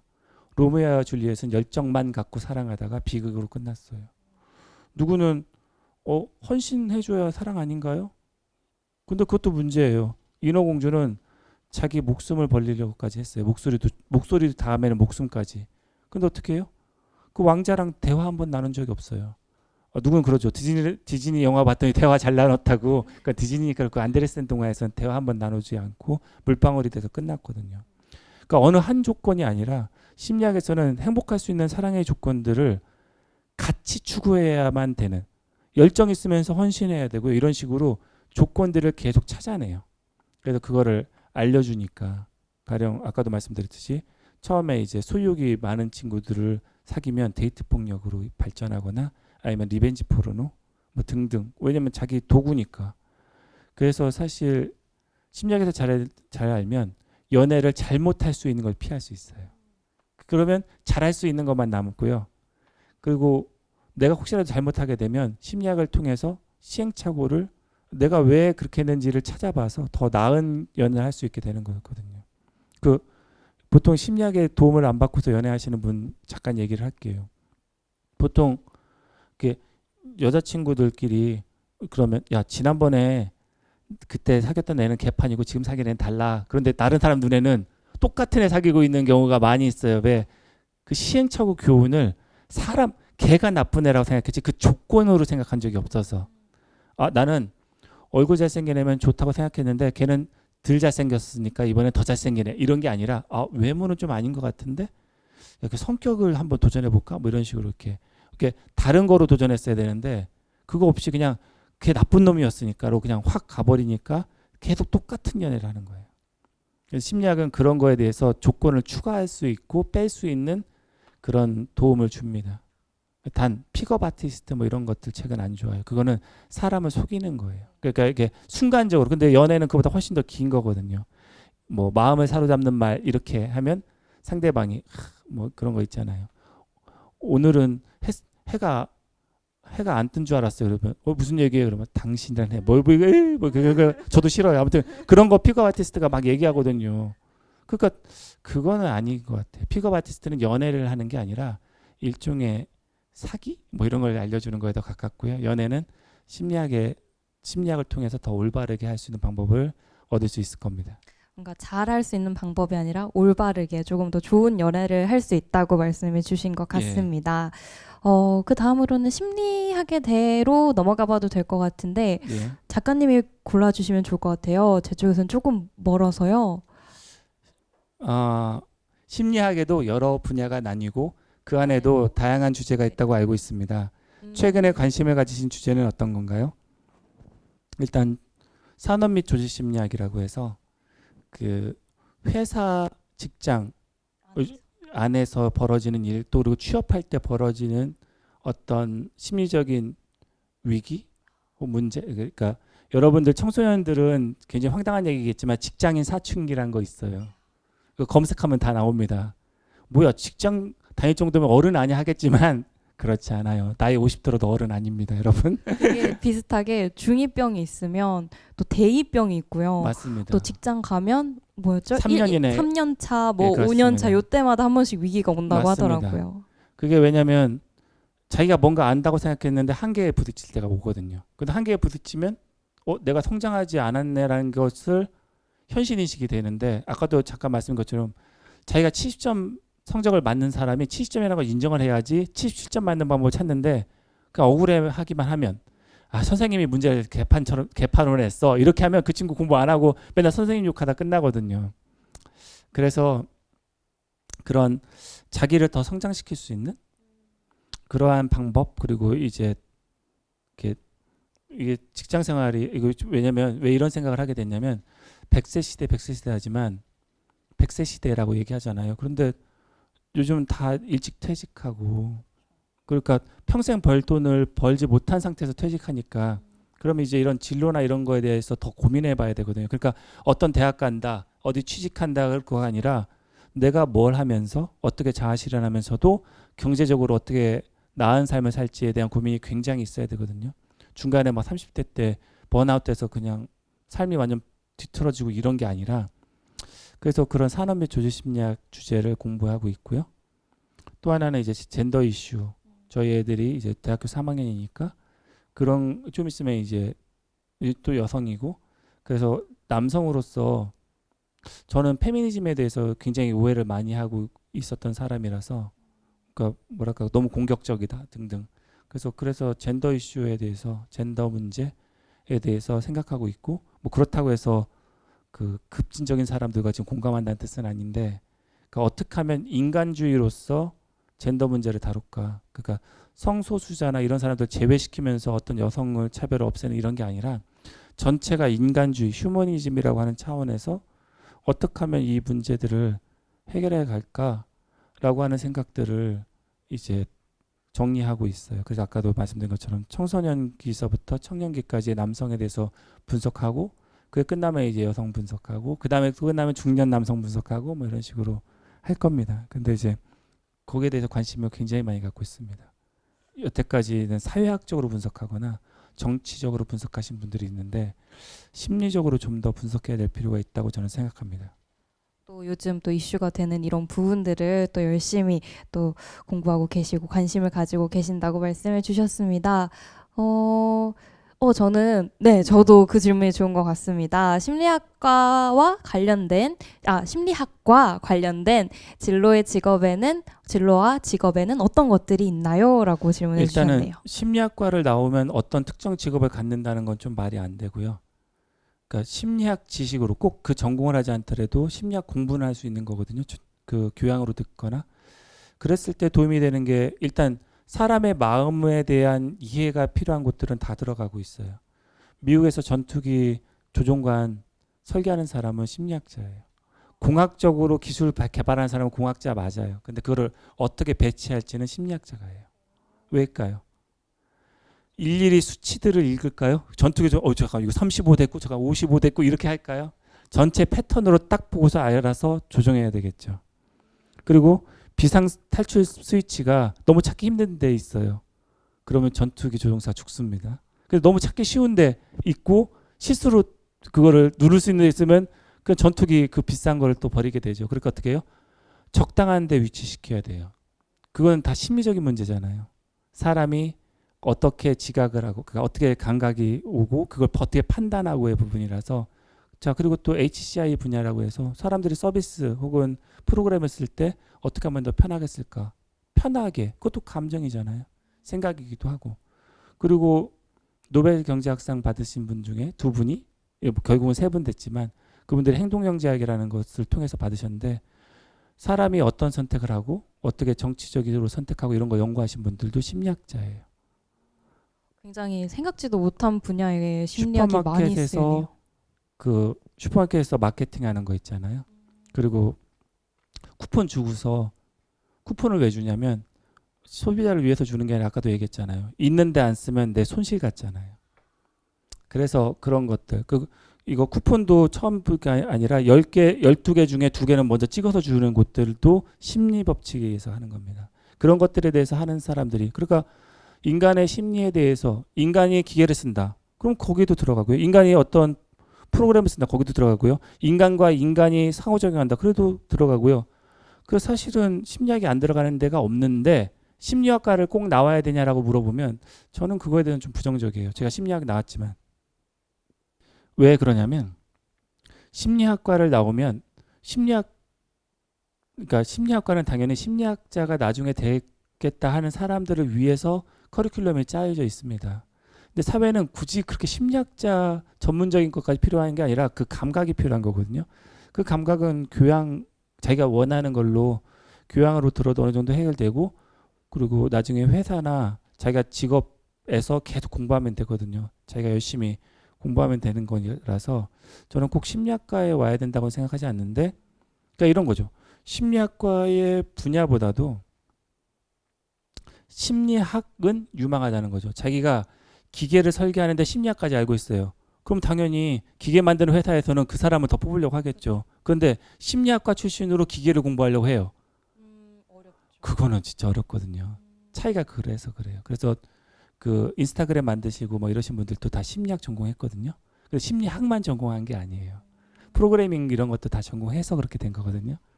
그러니까 이게 지금 저는 그러니까 다시 말씀드리면 심리학만 공부하라가 아니라 심리학도 공부하라예요.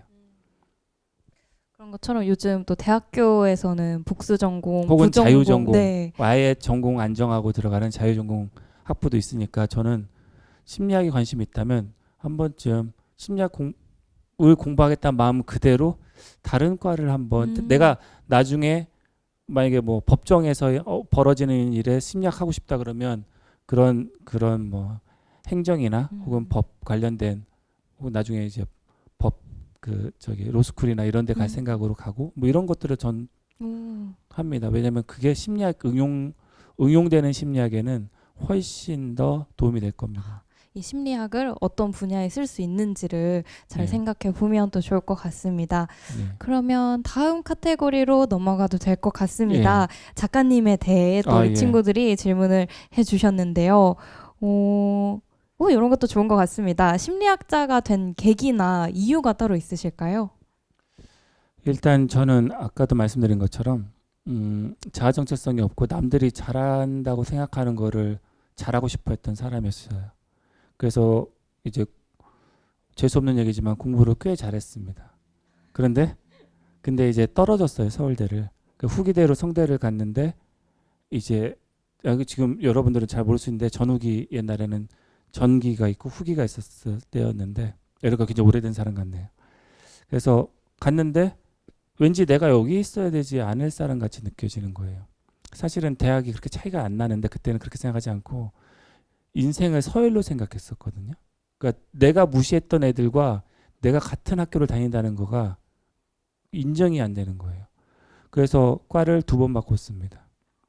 근데 나중에 알게 됐어요. 테스트 엔자이티라고 해서 시험 불안증이었어요. 저는. 그러니까 모의고사 볼 때는 성적이 굉장히 좋았는데 전국 등수 나왔거든요. 근데 이제 막상 그 서울대 가서 시험을 볼 때는 이제 그 논술 보고 말할 때도 굉장히 테스트가 그러니까 시험 불안증에 걸려서 그래서 난 왜 이렇게 자꾸 떨어지지?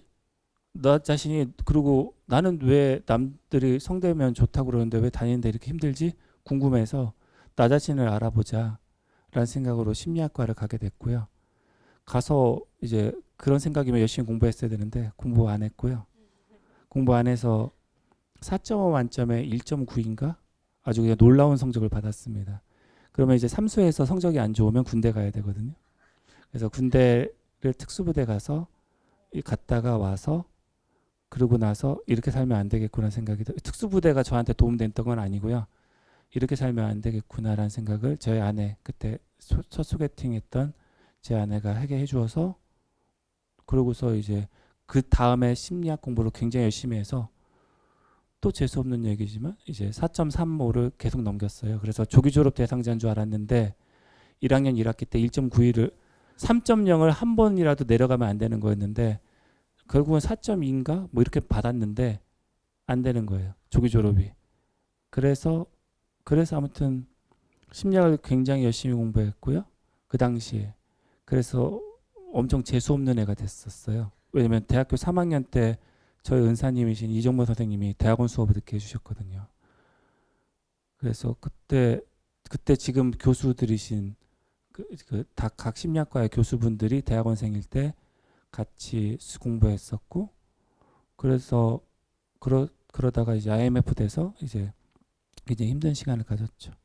등등 이제 심리학에 관심을 가진 거는 저 자신에 대한 관심 때문에 그랬어요. 저 말고도 심리학자들 중에 한 부류는 굉장히 머리가 좋아서 되신 분들이 있고요. 한 분은 특히 상담 쪽에는 내가 이런 힘든 일이 있어서 하다 보니 이렇게 됐어 하는 분들이 더 많거든요. 심리학자는 두 부류예요. 공감 하나도 하지 못하면서 이제 공부로만 하셨던 분 많이 힘들겠어요 이러신 분 있고요. 너무도 공감하는 나머지 쓴소리도 할 줄 아시는 분이 있고 그 차이가 있습니다. 심리학 분야는 그게 굉장히 커요. 네. 또 이런 어떻게 뭔가 1.9였다가 다시 높은 점수를 받아서 뭔가 먼 얘기 같은 얘기를 지금 해주셨는데 이번엔 조금 더 가까운 질문들 이 두 가지 질문이 조금 비슷한 것 같아서요. 이제 친구들이 어떻게 청소년 마음을 그렇게 잘 아시는지 이런 청소년기에 작가님의 청소년기를 반영해서 쓰신 것인지 이런 질문을 또 해주셨어요. 기본적으로 제가 쓰는 글이라서 저의 청소년기를 반영하고 있고요. 그래서 저 뭐래도 괜찮아도 그렇고 그냥 공부는 하나도 안 하면서 전 중학교 때까지 이제 애들하고 막 롤러스케이트장 다니고 막 이랬던 애였거든요. 근데 막 나쁜 짓도 좀 하고 뭐 그래서 여튼 그랬는데 그래서 저는 저희 고향에서 인터뷰할 때 저를 인터뷰하는 이유는 어떻게 사나 궁금해가지고 그 인간 대체 그때 유명했던 그 인간 대체 어떻게 사는지 궁금해서 저를 인터뷰할 정도로 됐었는데 그때 그 마음을 다시 생각합니다. 근데 이건 저만의 특별한 능력이 아니고요. 집에 계신 할머니 할아버지한테 물어보시면 어린애 같은 마음이 있냐고 물어보시면 청소년기 같은 마음이 있냐고 물어보시면 많이 있어요. 그리고 특히 먹고 싶은 거 안 주고 막 그럴 땐 다 애들 되고요. 그러니까 자기 마음속에 다 어린애가 있고 또 청소년이 있고 어른도 있는데 그때의 마음으로 다시 돌아가고요. 또 저희 애들도 관찰하고 그리고 강연 같은 걸 할 때 학생들한테 질문도 받고 뭐 이러면서 청소년기 그러니까 나만 그러면 일기가 되거든요. 저만 그랬다고 생각해서 저가 그거를 이야기를 쓰면 일기가 되는데 제 딸들 혹은 딸들의 친구 그리고 강연장에서 본 사람들 그리고 심리학 연구 이렇게 쭉 종합하면 이게 보편적인 거구나. 그럼 거기에 대해 솔루션을 주는 책을 써야겠구나 해서 쓰고요. 지금 대부분의 책들은 저는 소설로 쓰거든요. 그 이유는 1인칭 주인공 시점으로 읽으라고. 그러니까 지식으로 이런 게 있대라고 읽지 말고 얘가 어떻게 발전하고 얘가 어떤 생각을 하고 이런 지식을 갖고서 이런 식으로 생각하는 게 좋은 거고를 좀 도와줬으면 좋겠어서 그래서 하는 겁니다. 그럼 이 정도면 작가님에 대한 질문을 마무리해도 될 것 같고요. 기타에 남아있는 질문이 있을까요? 잠깐만요. 네네. 청소년을 위한 진로 인문학은 공동 저자가 많던데 함께 쓰신 이유가 있으신가요? 이 책도 잘 보시면 저보다 굉장히 훌륭하신 분들이 썼어요. 근데 그분들은 이제 머리가 좋으셔서 거기까지 가신 분이고요. 저는 엄청나게 실수를 많이 해서 더 이상 실수할 게 남아있지 않으니까 그거 얘기하라고 해서 들어간 것 뿐입니다. 예. 또 이렇게 이 책을 쓰게 된 뒷이야기까지 해주셨습니다. 기타에 남아있는 요 한 질문 하고 마무리하면 좋을 것 같아요. 역시 청소년들이라 이런 고민이 많은가 봅니다. 좋은 대학을 가도 행복하지 못하면 성공하지 못한 것인가요? 우선 행복은 심리학적으로는 주관적 안정감이거든요. 주관적이라는 말에 핵심이 있습니다. 물론 안정감이라는 말도 핵심이지만, 그런데 성공은 객관적인 수치로 표현, 이런 거죠. 나는 100억 벌었으니까 성공했어. 난 50억 벌었으니까 성공했어. 난 여자 사귀었으니까 성공했어. 뭐 이런 거 있잖아요. 그러니까 객관적인 거. 근데 그 상상을 하면 주관적인 거가 되는데 망상이라서. 근데 성공은 객관적인 거고요. 행복은 주관적인 거예요. 그러니까 이게 같은 선상에 되기가 힘들죠. 내가 50억 벌었는데 객관적으로 성공했는데 주관적으로는 불행해요. 그럼 성공한 거냐? 성공 안 했다고 말할 수도 있겠죠. 그런데 그런 사람들은 거꾸로 또 얘기할 거예요. 그냥 성공했어라고. 그러니까 자기의 가치의 문제인 것 같아요. 행복 추구자인지 성과 지향자인지가 중요한 것 같아요. 3인칭의 삶을 산다면 그런 성공지향적이어도 돼요. 남한테 증명해 보이고 뭐 이런 거는. 근데 1인칭으로 산다면 내가 성공했는데도 불행하다. 진짜 그런 삶을 살고 싶은지를 대체 누구를 위해서? 우리 부모님을 위해서요. 죄송한 말이지만 부모님 먼저 돌아가실 거거든요. 그럼 부모님 없을 때는 그럼 어떻게 살 건지. 그래서 저는 그리고 이거 할 때 또 한번 생각해 볼게요. 좋은 대학을 가도가 먼저 전제 조건이었잖아요. 그럼 좋은 대학이 어떤 대학이죠? 제가 아까 서울대 얘기한 것처럼 제가 시행착오 겪어서 드리는 말씀이에요. 좋은 대학은 들어갈 때 힘든 대학이 좋은 대학인가요? 나와서 사회 진출 잘하는 대학이 좋은 대학인가요? 그죠? 보통은 들어갈 때 힘든 대학을 좋은 대학이라고 생각해요. 근데 아시다시피 서울대나 연대나 고대나 뭐 성대나 뭐 이런 데들 자퇴하는 사람들이 생기거든요. 왜? 좋은 대학이라 아니라고 생각하니까. 그래도 외국 대학을 간다는 뜻은 아니고요. 좋은 대학의 기준이 명확한 친구들이 있어요. 좋은 대학은 내 삶에 도움이 돼야 좋은 대학이죠. 좋은 교육이 있어야 좋은 대학이죠. 학위가 아니라. 그러면 한번 생각해 봐야 돼요. 좋은 대학을 가서 행복하다면 왜 지금 뮤지컬 한 장면을 찍는 것처럼 대학교 다니는 사람이 없죠? 대학교 앞에 정문에 가서 한번 사진기 들고서 한번 보세요. 연애하는 사람들 말고 도서관이나 이런 데 갈 때 드림아이 나오는 것처럼 막 하면서 오늘은 난 어떤 공부를 또 해야 되지? 와 가슴 뛰어 죽게 이런 사람이 얼마나 있는지 한번 냉정하게 한번 보십시오. 맞습니다. 저도 졸업한 지가 얼마 안 됐기 때문에 저희 학교 언덕을 이제 예. 등교하면서 오를 때도 인상을 찡그리면서 예, 등교를 그러니까요. 했고요. 저는 이 질문이 굉장히 뭔가 공감이 많이 되는 게 저는 가장 좋은보다는 내가 가장 좋아하는 그렇죠. 내가 1순위로 삼고 그렇죠. 있었던 대학을 갔음에도 불구하고 그렇죠. 저는 입학한 순간 뭔가 이상한 좌절감이라고 맞습니다. 할까요? 저는 그것도 많이 느꼈던 것 같아요. 그래 내가 가장 원하는 대학을 왔어. 근데 이제 어떡하지? 네. 이런 그것도 뭔가 그렇죠. 허무함도 많이 느껴지더라고요. 사람은 기대를 뛰어넘는 현실을 겪기가 힘들어요. 지금 영화 개봉한다고 막 그러잖아요. 그래서 막 기대감이 있는데 재미가 완전 없는 거 아니에요 보면. 그런데 기대했던 것만큼은 아니에요. 크리스토퍼 놀란 감독의 뭐 그래갖고 해서 막 해요. 그래서 기대를 하면 할수록 실망이 커져요. 소개팅에서도 야 걔 저기 송중기 닮았어. 그래서 그냥 박보검 닮았어. 뭐 이런 거 있잖아요. 그런 얘기 안 듣고 만나면 막 좋았을 텐데 굳이 정우성 닮았어. 뭐 이래가지고 이렇게 되는 그런 거 있잖아요. 기대를 뛰어넘는 현실은 있기가 굉장히 힘들어요.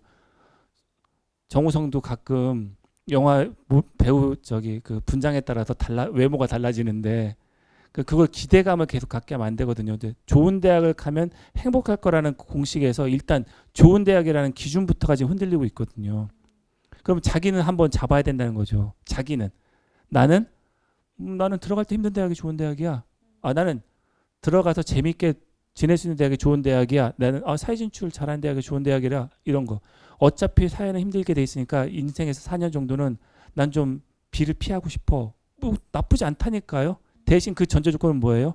뒤에는 비를 피하지 않겠다는 전제 조건이 있어야죠. 그게 아니라 난 평생 비 피할 거니까 일단 여기서부터 비 피하자. 이런 이거는 망상이에요. 비를 피할 수가 없거든요. 사회 진출은 꼭 해야 되거든요. 그래서 그리고 행복과 만족은 달라요. 심리학에서는. 지금 여기 보면 좋은 데 가도 행복하지 못하면이라고 했는데 행복은 단기간이고요. 만족은 장기간이에요. 완전 다른 개념이에요. 내일 시험인데 오늘 노는 거는 행복은 줄 수 있지만 만족을 주지 않아요. 그런데 대부분은 행복과 만족을 구별하지 않으니까 일단 힘들게라도 여기에서 고등학교 때, 중학교 때 굉장히 힘들게 공부해요. 그러고서 가서 얘기해요. 만족한 삶을 살 거라고 생각해요. 근데 가서는 또 엄청 과제 또 시키거든요. 근데 고등학교 때 공부했던 스타일로 대학교 공부를 할 수가 없거든요. 근데 원래 수능이란 게 원래의 취지는 수학 능력 적성 검사거든요. 적성을 보는 거였는데 이제 학력 검사처럼 돼버려서 그런데 그래서 고등학교 때 공부 잘했다고 대학교 때 공부 잘한다는 게 안 되는 그걸 절실히 느끼거든요. 그러니까 뭐예요? 행복하지도 않고 만족하지도 않고 그러니까 어떻게 해요? 술 마시면서 애들 술 게임이나 하고 마피아 게임 하면서 누구 괴롭히기나 하고 그러고서 어떻게 해서 유튜버한테 해서 그러니까 유튜버한테 해서 뭐 좀 해볼까 하다가 그러다가 안 되니까 막 악성 댓글 달면서 너 우리 중에서 아무도 잘 되면 안 돼 많은 식으로 막 그냥 조금 잘 나간다 싶으면 이미 잘 나간 대도서관이나 이런 사람들을 공략하는 게 아니라 딱 올라가는 그런 사람들 막 열심히 해갖고 계란이 형 막 갖고 막 하고 있고 지금 막 그러고 있잖아요. 그러니까 사실은 행복은 주관적 안정감이니까 아까도 얘기했듯이 자기가 긍정하면 되거든요. 없는 거를 있다라고 하는 건 긍정이 아니라 현실 부정이에요. 그러니까 내가 공부 못하면 공부 못한다고 인정해야 되거든요. 그러니까 내가 몸 안 좋으면 몸 안 좋다고 인정해야 그 다음에 방법이 생기거든요. 좋은 대학을 못 간다 할 때는 자기가 어떤 대학이 좋은 대학인지 긍정을 해야 돼요.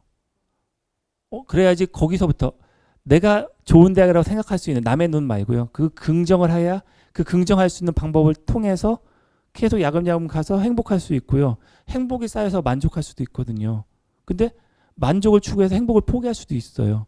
근데 만족 중고등학교 때는 난 대학교 가야 되니까 공부 열심히 해야지 해서 만족을 추구해 놓고서는 막상 막 애들 놀 때는 나는 너무 불행해 해갖고 막 너무 자기를 자책하고 그러면 안 된다는 거죠. 자기가 선택은 해야 된다는 거죠. 자기가 하는 게 뭔지는 알아야 된다는 거죠. 그게 긍정이라는 거예요. 내가 내 선택한 거를 긍정, 좋게 보라는 뜻의 긍정이 아니에요. 있는 걸 있다라고 생각하라고 하고요. 그리고 성공하지 못한 거는 또 다른 사람의 눈으로 볼 필요 없이요. 자기가 그게 목표였다면 인간에게는 두 가지 목표가 있어요.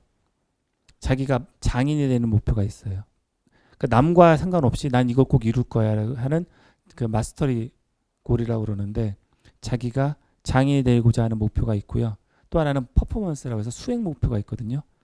근데 그게 접근과 회피가 다른데 누구는 장인이 되려고 열심히 노력하는 친구가 있고요. 어떤 사람은 여기까지만 하자. 어차피 뭐 대학 들어가기만 하면 되지 뭐 1등 할 필요 없잖아. 뭐 이런 식으로 이렇게 아니면 뭐 달리기 뛸 때도 야 5등까지만 1등급 준다고 그랬으니까 5등까지만 뛰면 야 1등 할 필요 없어. 이런 친구 있어요. 또 이제 수행에서는 남과 비교해서 그러니까 누구보다 잘하려는 친구가 있고요. 제가 하향 비교해서 누구보다 얘보다만 내가 아무리 굴러도 얘보다만 하는 친구가 있고요. 누구는 그걸 뛰어넘으려고 완전 저 위에 있는 친구부터 출발하는 친구가 있어요. 그래서 그게 다 다르기 때문에 그 목표를 뛰어넘어야 성공이잖아요. 남이 그래서가 아니라 내가 설정한 기준에서. 그러니까 이거는 이 질문에는 좋은 대학이 뭔지에 대한 설정도 있어야 되고요. 행복인지 만족인지 설정해야 되고요. 그 성공에 대한 목표가 무엇인지에 대한 설정이 있을 때는 합당하게 답변할 수 있는 그런 질문인 거죠. 이런 식으로 심리학은 하나씩 나눠봐요. 그러니까 너는 너 왜 일 못했어가 아니라 일을 못하게 된 성향이 뭔지, 일을 못하게 된 의지가 뭔지, 동기가 뭔지, 그리고 혹시 거기에 대해서 스스로 반성하고 있는지. 반성은 사과 뭐 이런 게 아니라 스스로 다시 생각한다는 뜻이 반성이거든요. 뭐 이런 것들을 하나씩 나눠봐요. 의도가 있는지 없는지 뭐 이런 것들. 그래서 사실 심리학자는 이렇게 나눠보는 거에 익숙해져 있어서 그렇습니다. 그래서 이렇게 어떻게 보면 짧은 질문인데 이렇게 하나씩 나누다 보니까 아주 긴 답변이지만 그 친구는 이제부터 고민을 조금 많이 해봐야 될 것 같아요. 좋은 대학은 내 기준에서 어떤 좋은 대학인지, 내가 생각하는 행복, 만족, 뭔가 성공 이런 것들에 대해서 더 많은 고민을 해봐야 할 것 예, 같습니다. 2달은 넘기지 마야 돼요. 그 고민이. 왜냐면 혹시 이유도 있을까요? 이유가 있습니다. 왜냐면 2달 동안 자기가 열심히 했는데도 안 나오면 지금 답을 찾으면 안 되는 거예요. 자, 보세요. 초등학교 때가 똑똑할까요? 지금 이거 했던 친구 중고등학생 때가 더 똑똑할까요?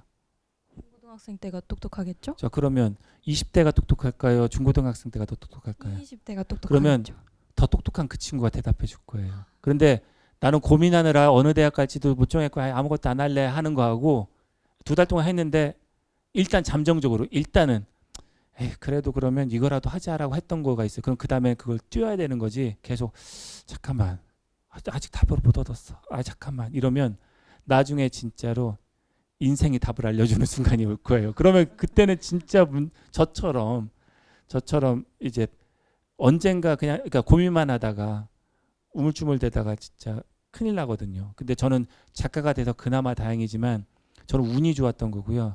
대부분은 그렇게 운이 좋지 않아요. 왜 운이 안 좋으냐면 일단 심리학 공부도 잘 안 하는 데다가 무엇보다도 이 그렇게 기다려주지 않아요. 지금 시대는. 그러니까 저희 때는 그나마 뭔가 우물쭈물해도 그러니까 이런 취업난이 이렇게까지 심하지 않았으니까. 근데 아마 그렇게 고민만 하고 있으면 그만큼 뒤처지면 다시 패자부활하기가 쉽지 않은 현실이 여러분들한테 긍정적이라고 해서 없는 얘기를 할 수는 없으니까 현실이 그러니까 거꾸로 2달 동안만 고민하라고 얘기할 수밖에 없습니다. 그래서 잠정적으로 답이 어떤 건 31%고 어떤 건 35%여도 그럼 35%를 결정해야 돼요. 그거를 딱 선택해서 나머지 1년을 하면 다음에 1년 더 했던 더 똑똑해진 그 시행착오 겪었던 친구가 본인이지만 바뀌었으니까 그 친구가 결정해 줄 겁니다. 이렇게 마지막 질문으로 이렇게 심도 있는 얘기까지 나눠봤습니다. 네, 이렇게 독한 친구들이 사전에 보내주신 좋은 질문들과 또 날카로운 질문들로 이렇게 오랜 시간 또 이야기를 예, 나눠봤습니다. 좋았습니다. 이렇게 오늘 작가님을 만나 뵀는데 작가님은 혹시 오늘 시간에 대해서 소감이 어떠신지 또 궁금합니다. 친구들이 지금 시험 기간으로 알고 있는데 그런데도 이렇게 열심히 먼저 이제 책을 읽어준 것도 고마운데 저에게 궁금한 질문들을 해줘서 왜 질문을 할 때는 대답을 기대한 거거든요. 그러니까 저를 골탕 먹이기 위해서가 아니라 그러니까 이 정도 질문하면 대답을 해줄 정도의 사람으로 인정해 준 것 같아서 너무 기분 좋습니다. 그래서 거꾸로 또 인정해 줍니다. 시험 기간에도 심리학에 대해서 관심이 있어서 이렇게 질문할 정도로 멋진 마음을 갖고 있는 친구들이라고 그 마음 그대로 앞으로도 말씀드린 것처럼 심리학에 관심이 있으면 본인의 진로 그리고 본인의 삶 일상생활도 도움이 될 겁니다. 네, 좋은 말씀 감사합니다. 수고하셨습니다. 이렇게 청소년들을 위해서 많은 이야기를 들려주신 이남석 작가님께 다시 한번 감사의 말씀 감사합니다. 전해드립니다. 초대해서 감사합니다. 장기화된 코로나 상황에서 월고 꿈그림 도서관은 기존 활동을 온라인으로 바꿔서 이제 전환하고 재난 시기에 필요한 정보 서비스 활동은 새롭게 개발해서 추진하고 있습니다. 작가의 만남도 이 코로나 시대에 발맞춰서 저희가 온라인으로도 오프라인으로도 진행하고 있으니까요. 많이 또 만나주시면 좋겠습니다. 이렇게 힘든 시기 월고 꿈그림 도서관과 함께 또 따뜻한 시간 보내주셨으면 좋겠습니다. 앞으로도 월고 꿈그림 도서관과 함께 해주세요. 지금까지 진행의 박혜진이었습니다. 감사합니다.